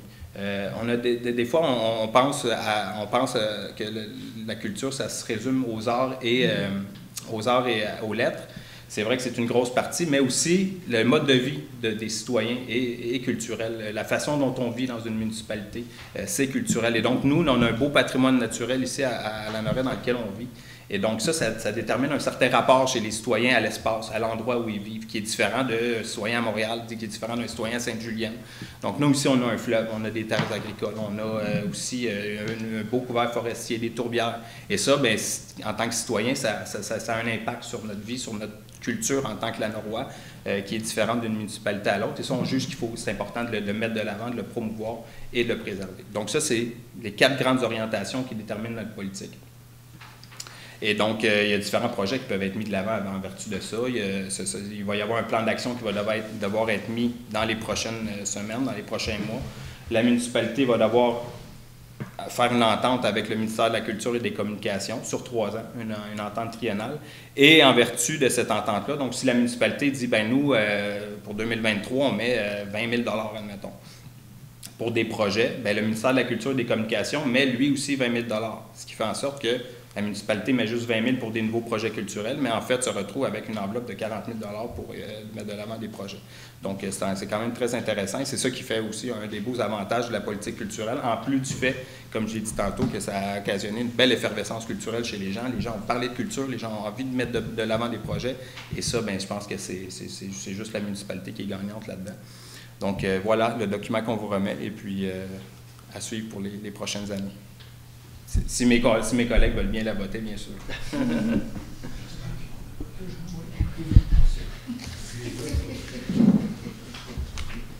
Alors, merci Martin. Moi, je trouve ça intéressant parce qu'on a des membres du conseil. Les membres du conseil s'impliquent et ça paraît. Puis moi, ça me permet de respirer un peu dans une séance du conseil, boire un peu d'eau, entre autres. Alors, merci Martin. Beau travail, félicitations. Merci. Alors, je demanderais, et encore là, voyez-vous, ça va être une résolution qui va venir prendre acte de ce rapport-là, contrairement lorsqu'on fait des dépôts comme Marie a fait tantôt, c'est un dépôt d'activité. Dans ce cas-ci, c'est un dépôt de réflexion. Alors, c'est quelque chose qui doit être souligné par une résolution. Est-ce que j'ai un proposeur? Je propose. Proposé par Mme Marie-Ève Mondard. Est-ce que j'ai un appuyeur? J'appuie. Appuyé par Mme Lynne Clermont à ma droite, ceux qui sont en faveur. D'accord. À ma gauche. D'accord. Donc, c'est unanime.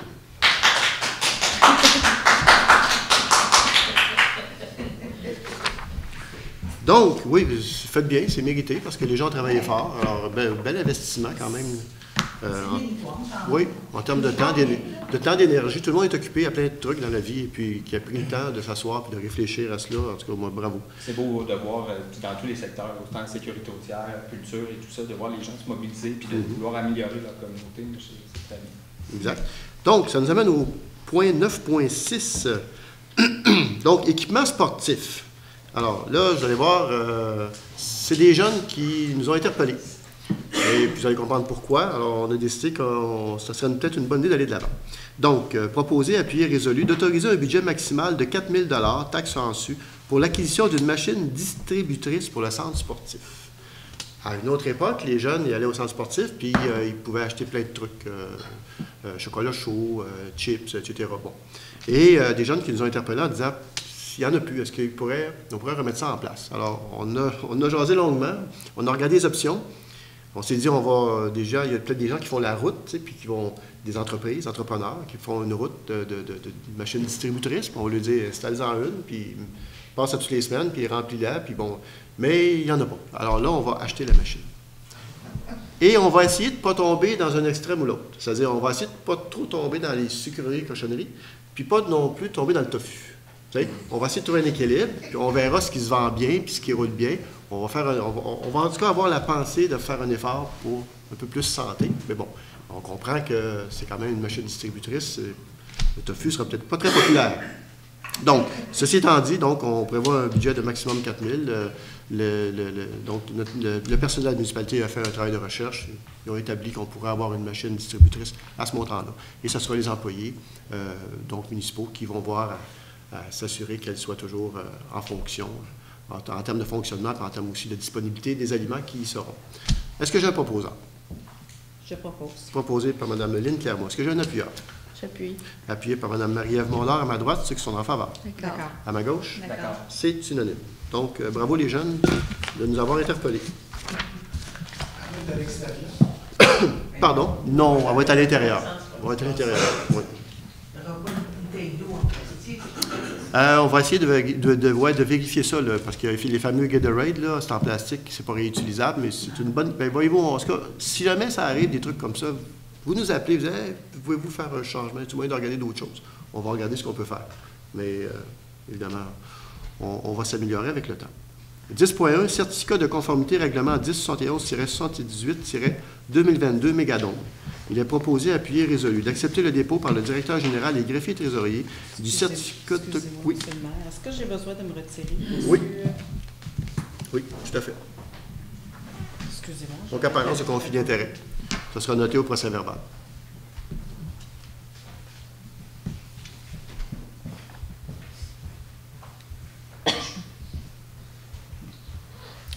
Donc, d'accepter le dépôt par le directeur général et greffier trésorier du certificat de conformité approuvé par la MRC de Dautrey. Parce qu'il faut savoir que tous nos règlements, quels qu'ils soient, doivent aller à la fin, là, quand on a suivi la procédure là, du code municipal, là, premier projet, deuxième projet, consultation, publication, etc.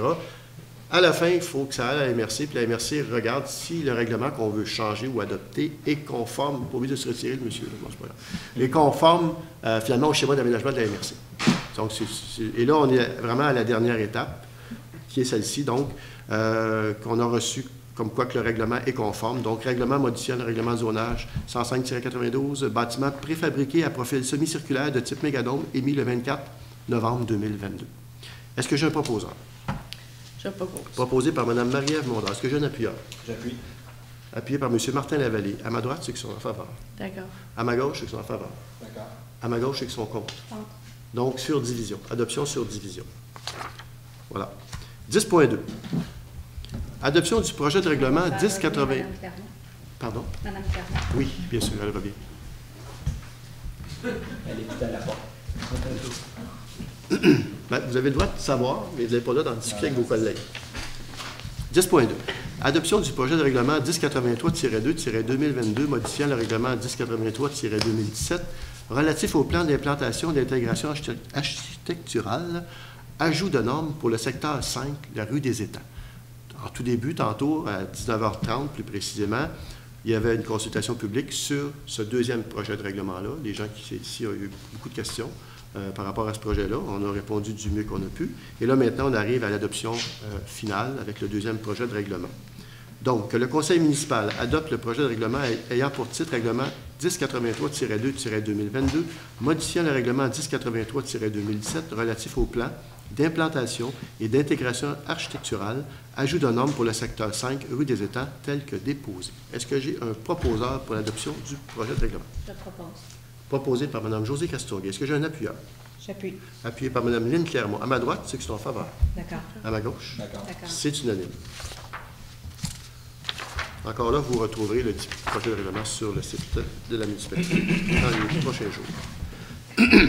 10.3. Adoption du second projet de règlement 1071-79-2022, modifiant les règlements de zonage 105-90 et 269-90, dispositions concernant la sécurité des piscines. Il est proposé, appuyé et résolu que le second projet de règlement numéro 1071-79-2022, ayant pour titre règlement 1071-79-2022 modifiant les règlements de zonage 269-90 et 105-92, dispositions concernant la sécurité des piscines, soient adoptées sans modification telles que déposées. Encore là, tantôt, il y a eu une séance de consultation qui s'est tenue après celle sur le PIIA de la rue des Étangs. Et à l'avenir, on va s'assurer que lorsqu'il y a des consultations comme ça, que ce soit sur Facebook, là, ça a été le cas ce soir, ça permet aux gens de mieux suivre la discussion aussi quand arrive le temps d'adopter. Alors voilà, et je le répète, pour les piscines, vous avez jusqu'à, attendez un petit peu, 2025 pour vous conformer. Si vous avez des doutes sur votre installation, vous contactez la municipalité, ça va lui faire plaisir de vérifier si tout est conforme. Donc, tout le monde a l'obligation, il n'y a plus de droits acquis en termes de sécurité pour les piscines, et tout le monde a l'obligation d'être en règle le 1er juillet 2025. Attendez pas le 1er juillet 2025, voyez-y rapidement. Il va de la sécurité de nos petits-enfants et de nos enfants. Est-ce que j'ai un proposeur pour l'adoption du règlement? Je propose. Proposé par Mme Josée Castonguay. Est-ce que j'ai un appuyeur? J'appuie. Appuyé par Mme Lynne Clermont. À ma droite, ceux qui sont en faveur. D'accord. À ma gauche? D'accord. C'est unanime. 10.4, demande de certification d'autorisation pour démolition 147 Grande-Côte-Est. Considérant la demande de certificat d'autorisation... Je vais m'abstenir de voter sur ce point-là aussi. Il pourrait y avoir apparence de conflit d'intérêt. Parfait.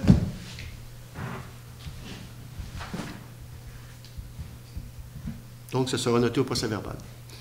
10.4, demande de certificat d'autorisation pour démolition 147 Grande-Côte-Est. Considérant la demande d'un certificat d'autorisation au comité de démolition pour le bâtiment principal au 147 Grande-Côte-Est.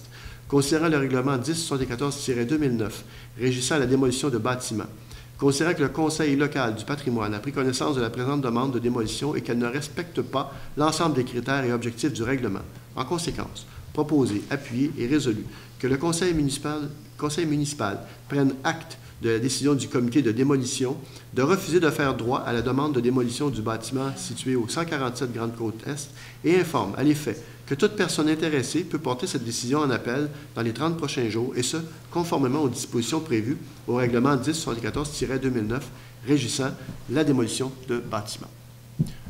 Donc, c'est toujours ça. Hein? Si les gens, quand il y a une décision qui est rendue, négative, positive, ça dépend de quel côté on se place, là, de comment on regarde ça, mais sachez qu'il y a toujours 30 jours où les gens peuvent directement à la municipalité vous appeler, ils vont vous informer comment procéder si vous voulez vous opposer. Alors, ça fait partie du mécanisme qui est en place. Voilà. Est-ce que j'ai un proposeur? Je propose. Proposé par Mme Lynne Clermont. Est-ce que j'ai un appuyeur? J'appuie. Appuyé par Mme Marie-Ève Mondor. À ma droite, ceux qui sont en faveur. D'accord. À ma gauche? D'accord. C'est unanime. On peut demander à Mme Castonguay de se joindre à nous. Et c'est moi qui l'ai quitté ce coup-là. Alors, chacun son tour. Je cède la parole au maire suppléant, M. Martin. Tandis que je sens que M. Laveille. On va commencer. On va essayer de faire.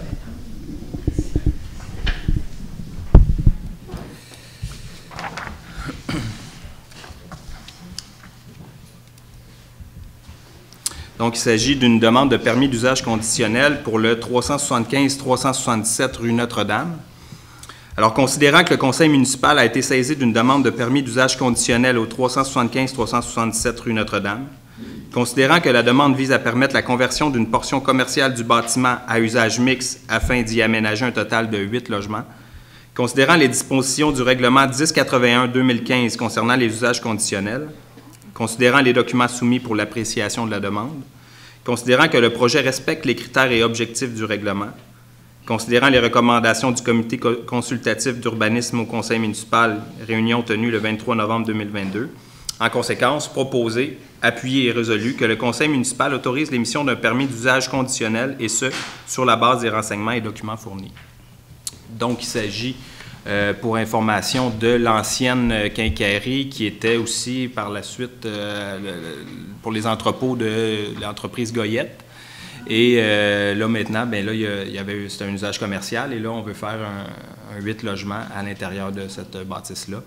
Donc, c'est ça qui est l'objet de la demande de permis. Est-ce qu'il y a des questions par rapport à ça? Tout est clair, tout est beau, parfait. Donc, on va passer au vote. Donc, à ma droite, est-ce que j'ai un proposeur? Je propose. Proposé par Mme Josée Castonguay. Un appuyeur? J'appuie. Appuyé par Mme Lynne Clermont. Vote à ma droite? D'accord. D'accord. Vote à ma gauche? D'accord. Donc, c'est adopté. On peut rappeler monsieur.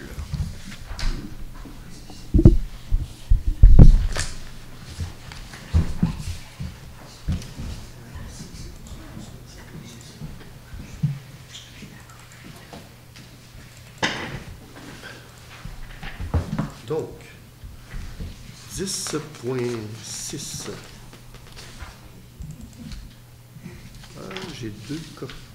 Non, c'est bon, OK. 10.6, demande permis PIIA 383 rue Notre-Dame. Considérant que le conseil municipal a été saisi d'une demande de permis d'affichage au 383 rue Notre-Dame, considérant les dispositions du règlement 1083-2017 concernant les plans d'implantation et d'intégration architecturale, considérant que la demande vise à installer 2 enseignes attachées au bâtiment principal, considérant le choix des matériaux et des couleurs, considérant que le projet respecte les critères et objectifs du règlement, considérant les recommandations du comité consultatif d'urbanisme au conseil municipal, réunion tenue le 23 novembre 2022, en conséquence, proposé, appuyé et résolu que le conseil municipal autorise l'émission du permis d'affichage au 383 rue Notre-Dame. C'est la maison des Cageux. Si vous voulez vous situer, puis je me permets de faire une pub, là. Allez voir ça. Ça vaut vraiment la peine. C'est très intéressant. Alors, moi, j'ai appris plein de trucs. Je vous invite fortement à aller les rencontrer. Ils sont très sympathiques et c'est très, très, très intéressant, l'histoire de la Maison des Cageux. Voilà. Est-ce que j'ai un proposeur? Je propose. Proposé par Mme Marie-Ève Mondard. Est-ce que j'ai un appuyeur? J'appuie. Appuyé par M. Martin Lavallée. À ma droite, ceux qui sont en faveur. D'accord. À ma gauche? C'est unanime. Demande permis PIIA 381 rue Sainte-Marie.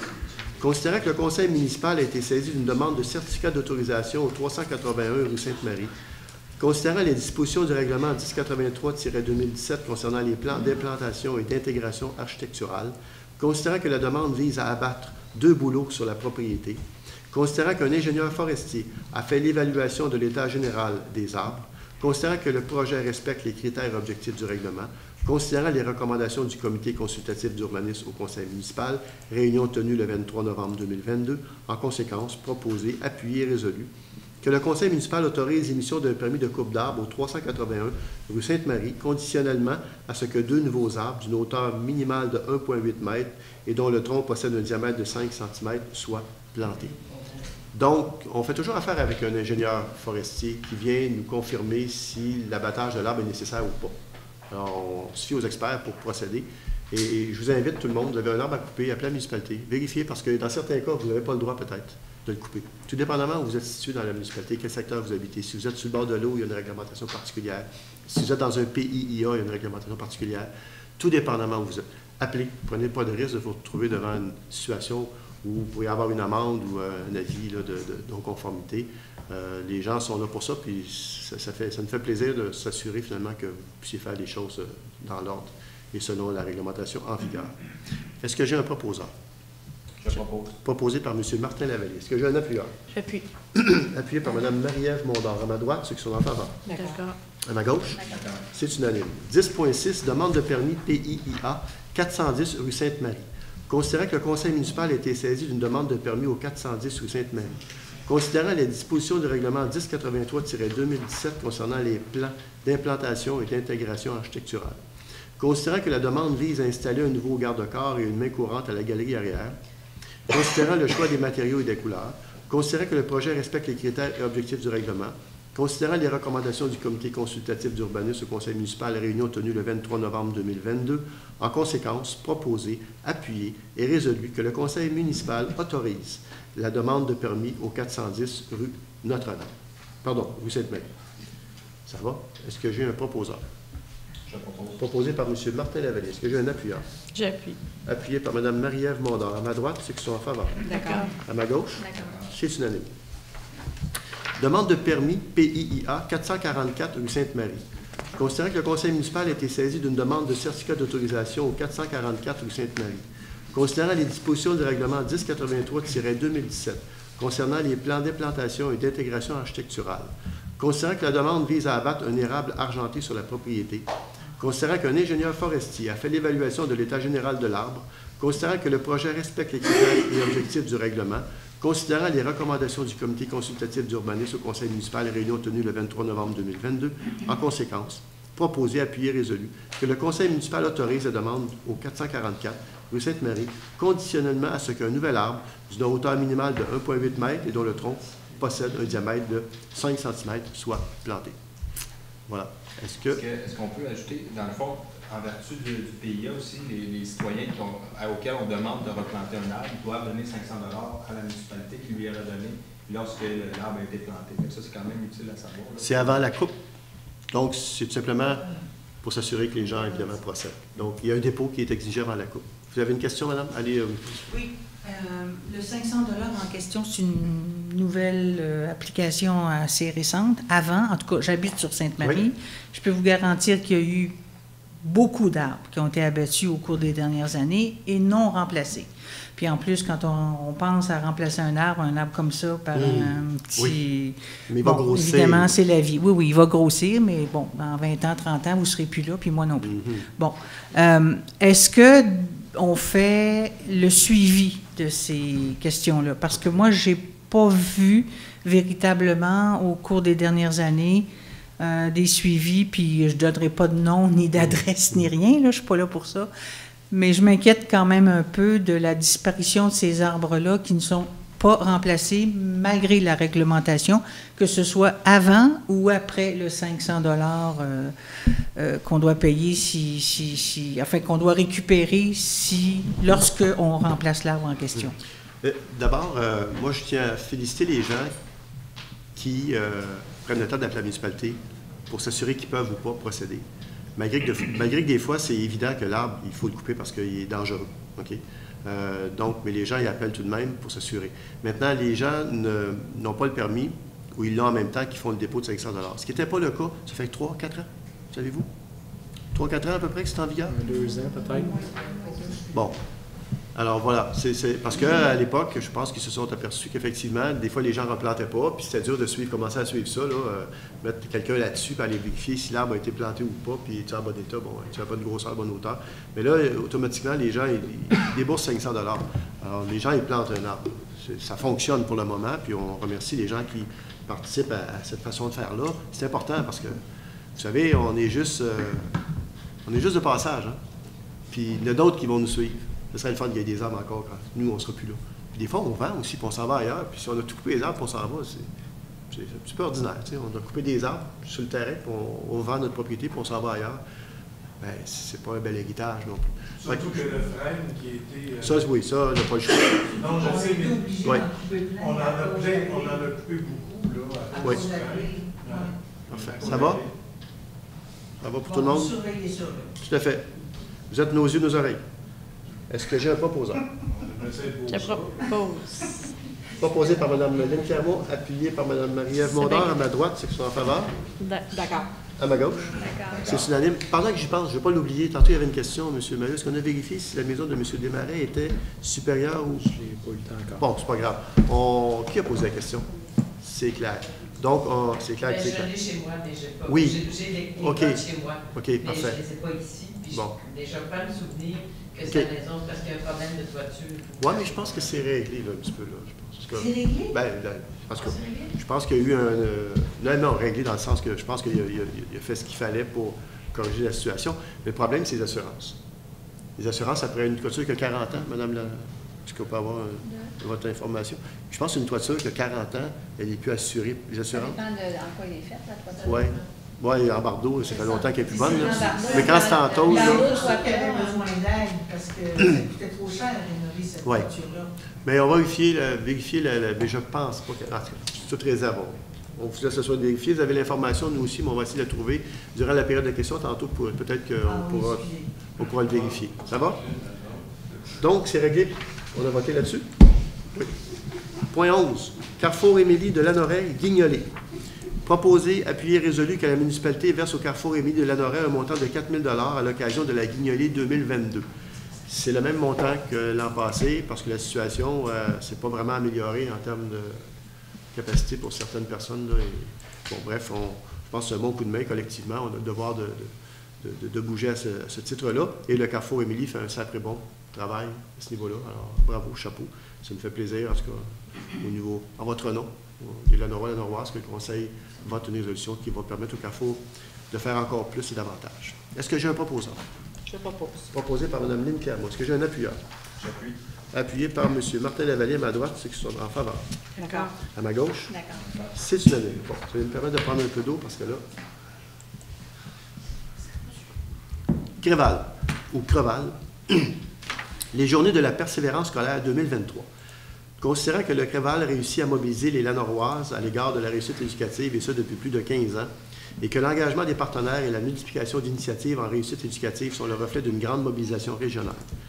Considérant que le taux de diplomation et de qualification au secondaire des élèves après 7 ans, sexe, c'est marqué sexe réuni, ça doit être tous sexes réunis, a quant à lui augmenté de façon marquée entre 2006 et 2020, passant de 67,6 à 78,3 % et que bien que ces résultats soient certes réjouissants, il est important de demeurer vigilant et de poursuivre nos actions concertées car les enjeux semblent se complexifier. Considérant que la persévérance scolaire est l'affaire de tous, que l'école a besoin de notre appui et que notre municipalité a aussi un rôle à jouer pour favoriser la persévérance scolaire de ses citoyens apprenants, considérant que les journées de la persévérance scolaire représentent un moment fort de l'année pour unir nos forces, encourager les jeunes et rappeler, par le biais de diverses activités, que l'éducation doit demeurer une priorité dans la notière. En conséquence, proposer, appuyer et résolu de reconnaître la réussite éducative comme une priorité et un enjeu important pour le développement de notre municipalité. Pour ce faire, nous nous engageons à participer aux Journées Persévérance scolaire 2023 afin que notre municipalité soit reconnue comme un plus pour la réussite éducative de ses citoyens en formation, et ce, en réalisant les actions suivantes. A. Afficher les couleurs et porter les messages des Journées de la Persévérance scolaire 2023 par le biais de nos outils de communication, médias sociaux, journal municipal, panneaux électroniques, sites web, infolettes, etc. B. Nommer un délégué en matière de réussite éducative pour la prochaine année pour faciliter les communications entre le Créval et notre municipalité.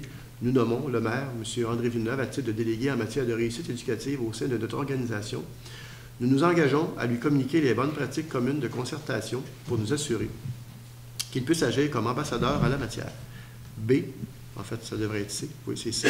S'inscrire et planifier une activité ou un projet tel que distribution des outils de sensibilisation dans notre bibliothèque, proposition d'activités parents-enfants, remise de cartes d'encouragement, investissement dans la bibliothèque municipale, marque de reconnaissance aux finissants de notre collectivité, projet collaboratif avec les écoles de notre milieu, orientation au maintien de la certification aux et jeunes. Et D. Relever le défi du jeudi Persévère le 16 février 2023. La municipalité s'engage à promouvoir ce mouvement québécois et à y participer en portant du vert, symbole de la jeunesse et de l'espoir, en guise de soutien à la réussite éducative. Voilà, c'est ce texte. Oui, question au micro, s'il vous plaît, et vous nommez. En fait, c'est pas directement une question, c'est plus un commentaire. C'est que je fais partie d'un organisme qui s'appelle Maman va à l'école et qui donne des bourses aux mères monoparentales qui reprennent des études. Et cette année, d'ailleurs, au mois de juin de l'année dernière, il y a une dame de Lanoret qui a gagné une bourse dans ce programme-là de 500 $. Elle a 4 enfants, mère monoparentale de 4 enfants, et c'est un programme qui est très apprécié des mères, très apprécié des milieux. On travaille dans tout le Québec. On a des bourses dans tout le Québec. L'an dernier, on a remis 55 000 $ en bourse à des mamans monoparentales. Alors, ça serait intéressant que la municipalité peut-être participe à cet organisme, Maman va à l'école, pour promouvoir la scolarisation des mères et l'obtention d'un premier diplôme, parce que c'est comme essentiel pour la suite de la vie. Voilà. Bien, félicitations pour l'implication, félicitations à l'organisme, et on compte sur vous pour nous faire suivre la documentation, parce que vous venez de nous expliquer. Donc, procurer aussi les bailleurs de fonds qui sont derrière ça, etc. Là, donc, on aimerait en connaître davantage. C'est bon? Voilà. Est-ce que j'ai procédé à l'adoption? Non. Est-ce que j'ai un proposant? Je propose. Proposé par Mme Josée Castonguay. Est-ce que j'ai un appuyeur? J'appuie. Appuyé par M. Martin Lavallée. À ma droite, ceux qui sont en faveur. D'accord. À ma gauche. C'est unanime. 11. Club de l'âge d'or de Lanoret. Il est proposé, appuyé et résolu qu'un montant de 1 500 $ soit versé au Club de l'âge d'or de Lanoret afin de mettre à jour leur équipement de bureau. Alors, c'est une demande qu'on a eue du Club de l'âge d'or et on répond positivement. Alors, on va leur donner un coup de main. Ils font aussi un bon travail, un très, très bon travail. Et ils sont autonomes aussi comme organisme, ils ont leur propre maison. Alors, je pense qu'il faut souligner cela aussi en même temps. Est-ce que j'ai un proposeur? Je propose. Proposé par Mme Marie-Ève Mondor. Est-ce que j'ai un appuyeur? J'appuie. Appuyé par Mme Lynne Clermont. À ma droite, ceux qui sont en faveur. D'accord. À ma gauche, c'est unanime. Le point 11, Centraide Lanaudière. Proposé, appuyé, résolu de verser un montant de 200 $ à Centraide Lanaudière à l'occasion de leur collecte de fonds annuelle. Juste, puis là, je n'ai pas les chiffres récents, mais je sais qu'il y a quelques années, à l'époque, j'avais des chiffres qui nous indiquaient que Centraide donnait davantage que ce qu'ils ramassaient en termes de fonds dans la Lanaudière. C'est quand même quelque chose. Alors, je pense qu'eux aussi font un travail assez important et nécessaire. Alors voilà, est-ce que j'ai un proposeur? Je propose. Proposé par M. Martin Lavallée. Est-ce que j'ai un appuyeur? J'appuie. Appuyé par Mme Marie-Ève Mondor, à ma droite, ceux qui sont en faveur. D'accord. À ma gauche. D'accord. C'est unanime. 12. Approbation des comptes payés et à payer. Considérant qu'une copie de la liste des comptes payés et à payer a été transmise à chacun des membres du Conseil et tous déclarent en avoir pris connaissance et renoncent à sa lecture par le directeur général et greffier trésorier, considérant que le directeur général et greffier trésorier a fourni tous les documents et explications à la satisfaction de ceux-ci, considérant que la municipalité dispose des crédits suffisants pour les fins auxquels les dépenses sont projetées, conséquences, proposées, appuyées, résolues, que les comptes payés et à payer, incluant les salaires, présentés par le directeur général et greffier trésorier au montant de 765 332,59 sous, soit approuvés. Est-ce qu'il y a des questions dans la salle? Vous aviez des documents à l'arrière, je n'ai pas pensé de vous le dire, hein? Mais sur la table à l'arrière, il y a des documents, puis je pense qu'ils sont aussi là, les comptes payés à payer. Est-ce qu'il y a des questions par rapport à ça? Ça va? D'accord? Est-ce que j'ai un proposeur? Je propose. Proposé par Mme Lynne Clermont. Est-ce que j'ai un appuyeur? J'appuie. Appuyé par M. Martin Lavallée, à ma droite, ceux qui sont en faveur. D'accord. À ma gauche. D'accord. C'est unanime. Période des questions. Est-ce que vous avez des questions? Oui, toujours aller au micro et se présenter à nouveau, même si vous l'avez déjà fait. Alors, revenons au cas de M. Desmarais et de sa maison sur Sainte-Marie. Oui. C'est pas, d'après ce qu'on en a vu, notamment avec la MRC de Dautré, c'est pas une maison patrimoniale d'exception, mais en tout cas, c'est une maison d'importance sur Sainte-Marie et pour Lanoraie. Nous savons depuis déjà un bon bout de temps que les assurances, pour je ne sais trop quelle raison, ne peuvent pas assurer la réfection de cette toiture-là. Là, je ne sais pas à combien ça coule dans sa maison, mais en tout cas, ça ne va pas bien. Compte tenu du fait que c'est quelque chose d'important et de patrimonial pour Lanoraie, compte tenu du fait que bientôt nous aurons un plan d'action en matière culturelle qui comprend un volet patrimonial, est-ce qu'il est envisageable que la municipalité de Lanoraie contribue d'une façon ou d'une autre à la réfection de ce toit-là? C'est pas la seule maison. Là, on pourrait, je ne sais pas, définir un budget annuel qui viendra en aide aux gens qui ont des maisons ou des bâtiments patrimoniaux qu'on tient à conserver. Puis Lanoraie contribuerait d'une certaine manière. On pourrait à la limite aussi ajouter une contribution publique. Enfin, je ne sais pas trop. Mais je pense que c'est important. Si la personne n'a pas les moyens de sauvegarder sa maison, et en même temps, le PIA oblige que ce soit protégé, et je suis d'accord avec ça. Mais on peut peut-être aider d'une façon ou d'une autre. Est-ce que la municipalité peut penser à quelque chose, enfin, une forme de soutien pour les bâtiments patrimoniaux de Lanoraie? D'abord, c'est certain que la municipalité ne peut pas intervenir directement sur une propriété privée avec les fonds de la municipalité. La municipalité pourrait éventuellement penser, faire une réflexion sur la possibilité de mettre en place un fonds qui, avec des critères très, très précis pour s'assurer effectivement qu'il n'y a pas de favoritisme en passant. Et ces critères-là doivent être déterminés aussi. Je sais qu'il y a une municipalité, M. Lavallée, peut-être m'aider un petit peu. C'est pas Saint-Lin, c'est Saint-Roch. Saint-Roch-de-la-Chigan. On a fait venir les documents. M. Lavallée a fait venir les documents de Saint-Roch-de-la-Chigan. Et dans le fond, moi, ce que je vois, ce qui a été voté en 2021 par le conseil de l'époque, moi, je vois ça comme un peu un signal en disant, regardez, oui, la municipalité a mis 25 000 dans un fonds. En fait, c'est 50 000 parce que c'est sur 2 ans. Le gouvernement du Québec a mis aussi une partie. Est-ce que la municipalité pourrait réfléchir à la possibilité de faire comme Saint-Roch-de-la-Chigan, qui, à même leur propre fonds, ont décidé de se donner un fonds pour venir en aide avec des critères précis à certaines personnes qui auraient des rénovations à faire sur leur maison quand on parle de patrimoine. Oui. Alors, il y a un travail costaud à faire. Maintenant, je ne connais pas l'urgence réelle de M. Desmarais pour sa maison, mais je pense qu'il a colmaté. En tout cas, il faudrait voir. Là. Mais je comprends votre idée, votre point de vue. Puis je pense que le Conseil, toujours dans la même direction que le Conseil en 2021 a adopté une résolution pour aider les maisons à haute valeur, est-ce qu'on ne pourrait pas penser à mettre en place un programme qui viendrait aider les maisons qui sont du patrimoine, mais qui n'ont pas nécessairement la valeur haute de ça? Donc, il y a une réflexion à faire à ce niveau-là pour voir si on pourrait procéder. Parce que dans le fond, vous avez touché un point tantôt, un PIA, ça amène des contraintes de rénovation, etc., pas juste sur le plan aussi de l'architecture, mais sur le plan aussi des matériaux à utiliser.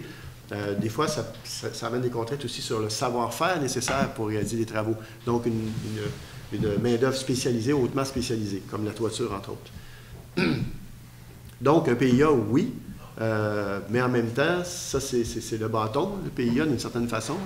Mais je sais qu'à l'époque, ça a été fait de façon démocratique, les gens ont accepté, même qu'il y a eu une rencontre en 2016, je pense, là-dessus, puis les gens avaient décidé aussi de le rendre plus sévère à certains égards. Ça, c'est le bâton. Donc, l'obligation de respecter des règles de l'art pour préserver le patrimoine. Maintenant, ça prendrait la carotte. Oui. La carotte étant un fonds qui viendrait possiblement soutenir les gens d'une certaine manière. Alors, il y a plein d'exemples. La Ville de Québec le fait, puis je dis la Ville de Québec, mais Saint-Roch, tu sais, à un moment donné, on se compare aussi, on ne peut pas se comparer à la Ville de Québec, qui sont soutenus par le patrimoine, le ministère de la Culture dans la préservation de l'UNESCO de la vieille ville, mais Saint-Roch, c'est quand même une petite municipalité de la Naudière, et puis ils ont réussi à le faire. Alors, il faudrait faire une petite tournée à Saint-Roch, puis aller rencontrer les membres du conseil, puis voir comment ils ont procédé, puis de quelle façon ils sont arrivés à lancer ce programme-là. Alors, est-ce que je peux vous demander d'essayer? Oui, on va en discuter. Il y a eu déjà quelques discussions très, très, très préliminaires, mais on va approfondir le sujet. Tout à fait. C'est bon. Merci. Merci à vous. Oui, madame. Allez au micro. Il faut aller au micro. Il faut aller au micro. Mais la caméra ne sera pas sur vous.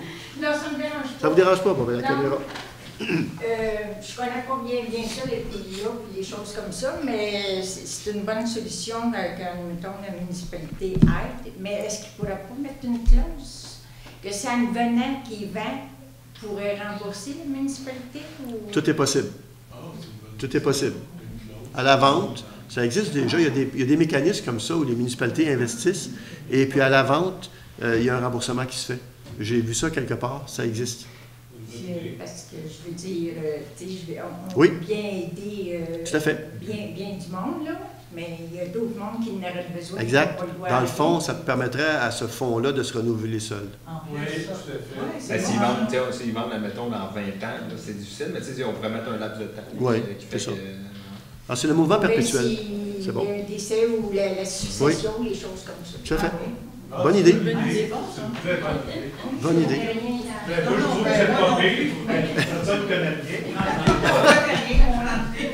C'est bon. Très bonne idée. Oui, bonjour, Daniel Goyette. Concernant pour le 375, le permis d'usage constitutionnel. Moi, je dois me retirer si vous voulez discuter du projet. C'est le projet qui a été voté tantôt, ça? Oui. Moi, il faut que je me retire. Parce que j'ai conflit d'intérêt potentiel. C'est M. Martin Lavallée qui va répondre à vos questions. Oui. Le permis d'usage conditionnel, est-ce qu'il y a eu un exemple des couleurs, des choses qui ont été demandées ou qu'il va y avoir?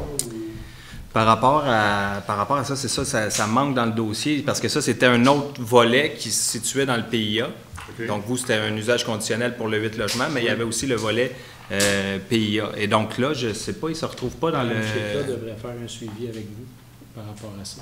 Okay. Il va y avoir un suivi de fait. Moi, je sais qu'en tout cas, il y avait certaines recommandations de la part du comité consultatif. Là. Le CCE, on en avait discuté aussi, mais là, je pense que c'est ça. Peut-être l'urbanisme va vous contacter pour plus de détails, là, probablement, puis ça va probablement être évalué ultérieurement. OK. Donc, le sujet qu'on a traité ce soir, c'est l'usage conditionnel pour les 8 logements. Okay. Ça, c'est accepté. Okay. Mais par rapport à l'esthétique et tout ça qui était dans ça, c'est un dossier qui relève du PIA. Okay. Et c'est ça, Mme Cheska va vous contacter. Donc, elle va nous donner les recommandations à ce moment-là. Exactement. Elle va vous... ouais, je crois. C'est quelque chose qui va se faire assez rapidement? Oui. Ça serait le fun. Okay, donc, c'est ça. C'est bon. Parfait, merci.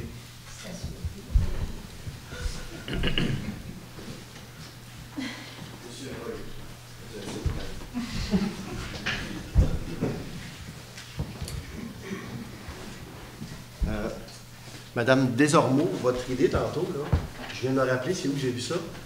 C'est dans l'achat d'une première maison. Quelqu'un qui est un couple, c'est sa première maison qu'il veut acheter. Il y a des villes qui offrent une mise de fonds, mais à la vente, s'il y a une vente, ils doivent rembourser la municipalité. Je ne me souviens plus quelle ville a fait ça, là, ou en tout cas, c'est un projet qui a déjà été évoqué. Là, je viens de me rappeler de ça. Effectivement, l'idée est intéressante. Ça sera nouvelle. L'idée est intéressante. D'autres questions? Oui? Bon, bien, regardez, Madame Desormeaux, allez au micro, là. Je vais juste, parce que je ne veux pas oublier les gens qui nous écoutent sur Facebook, mais préparez-vous, je vais juste voir. On a une question ici, là. Je ne sais pas. Oui. Ah oui? OK, d'accord. Oui, je ne vais juste pas l'oublier, là. Il y a monsieur Gaston Champagne, tantôt, qui nous demandait, concernant les boues usées. Attendez un petit peu. Donc, M. Gaston Champagne, il dit, parlant d'environnement, ça c'est quand on en a parlé tantôt, il y a un petit bout de temps, là, que va-t-il arriver avec l'épandage des boues? Là, M. Champagne, vous avez un peu de temps, peut-être me préciser davantage la question. Vous parlez d'épandage des boues, parlez-vous d'épandage des boues au niveau des terres agricoles, ou parce que quand on parle d'épandage, on pense souvent aux terres agricoles, fait que si vous avez la chance de me revenir avec une précision là-dessus, je vais continuer à regarder ce que nous avons. Madame Linda Zorini, quand aurons-nous notre avis de taxe municipale? Bien, écoutez, vous allez avoir ça en février ou à peu près, mais je vous invite à aller sur le site de la municipalité si vous voulez voir le nouveau rôle qui a été déposé, le rôle triennal. Donc, vous savez que les municipalités, il y a un rôle qui est déposé, mais aux 3 ans seulement. Alors, vous allez pouvoir voir si votre maison a pris de la valeur, ou si elle en a perdu, ou si elle s'est maintenue.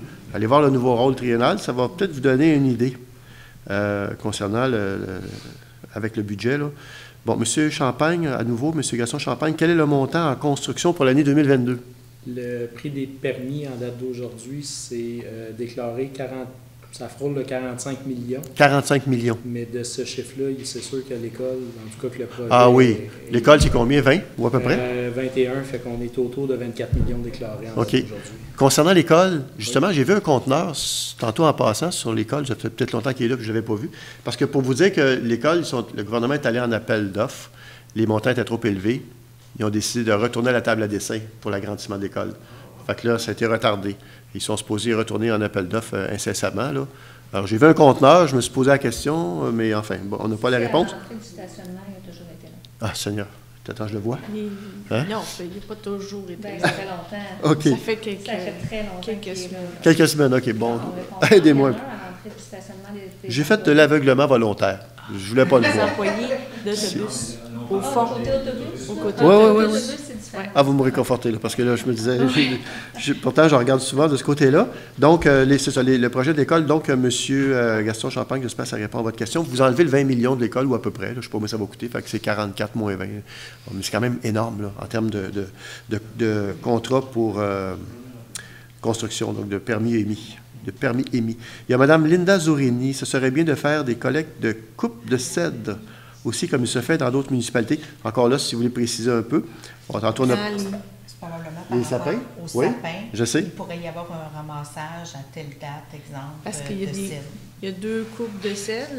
Ah oui, d'accord. Merci, Mme Clermont et Mme Mondard de m'éclairer. Effectivement, les gens vont couper le haie de cèdre. Ils pourraient effectivement contacter l'entreprise en question.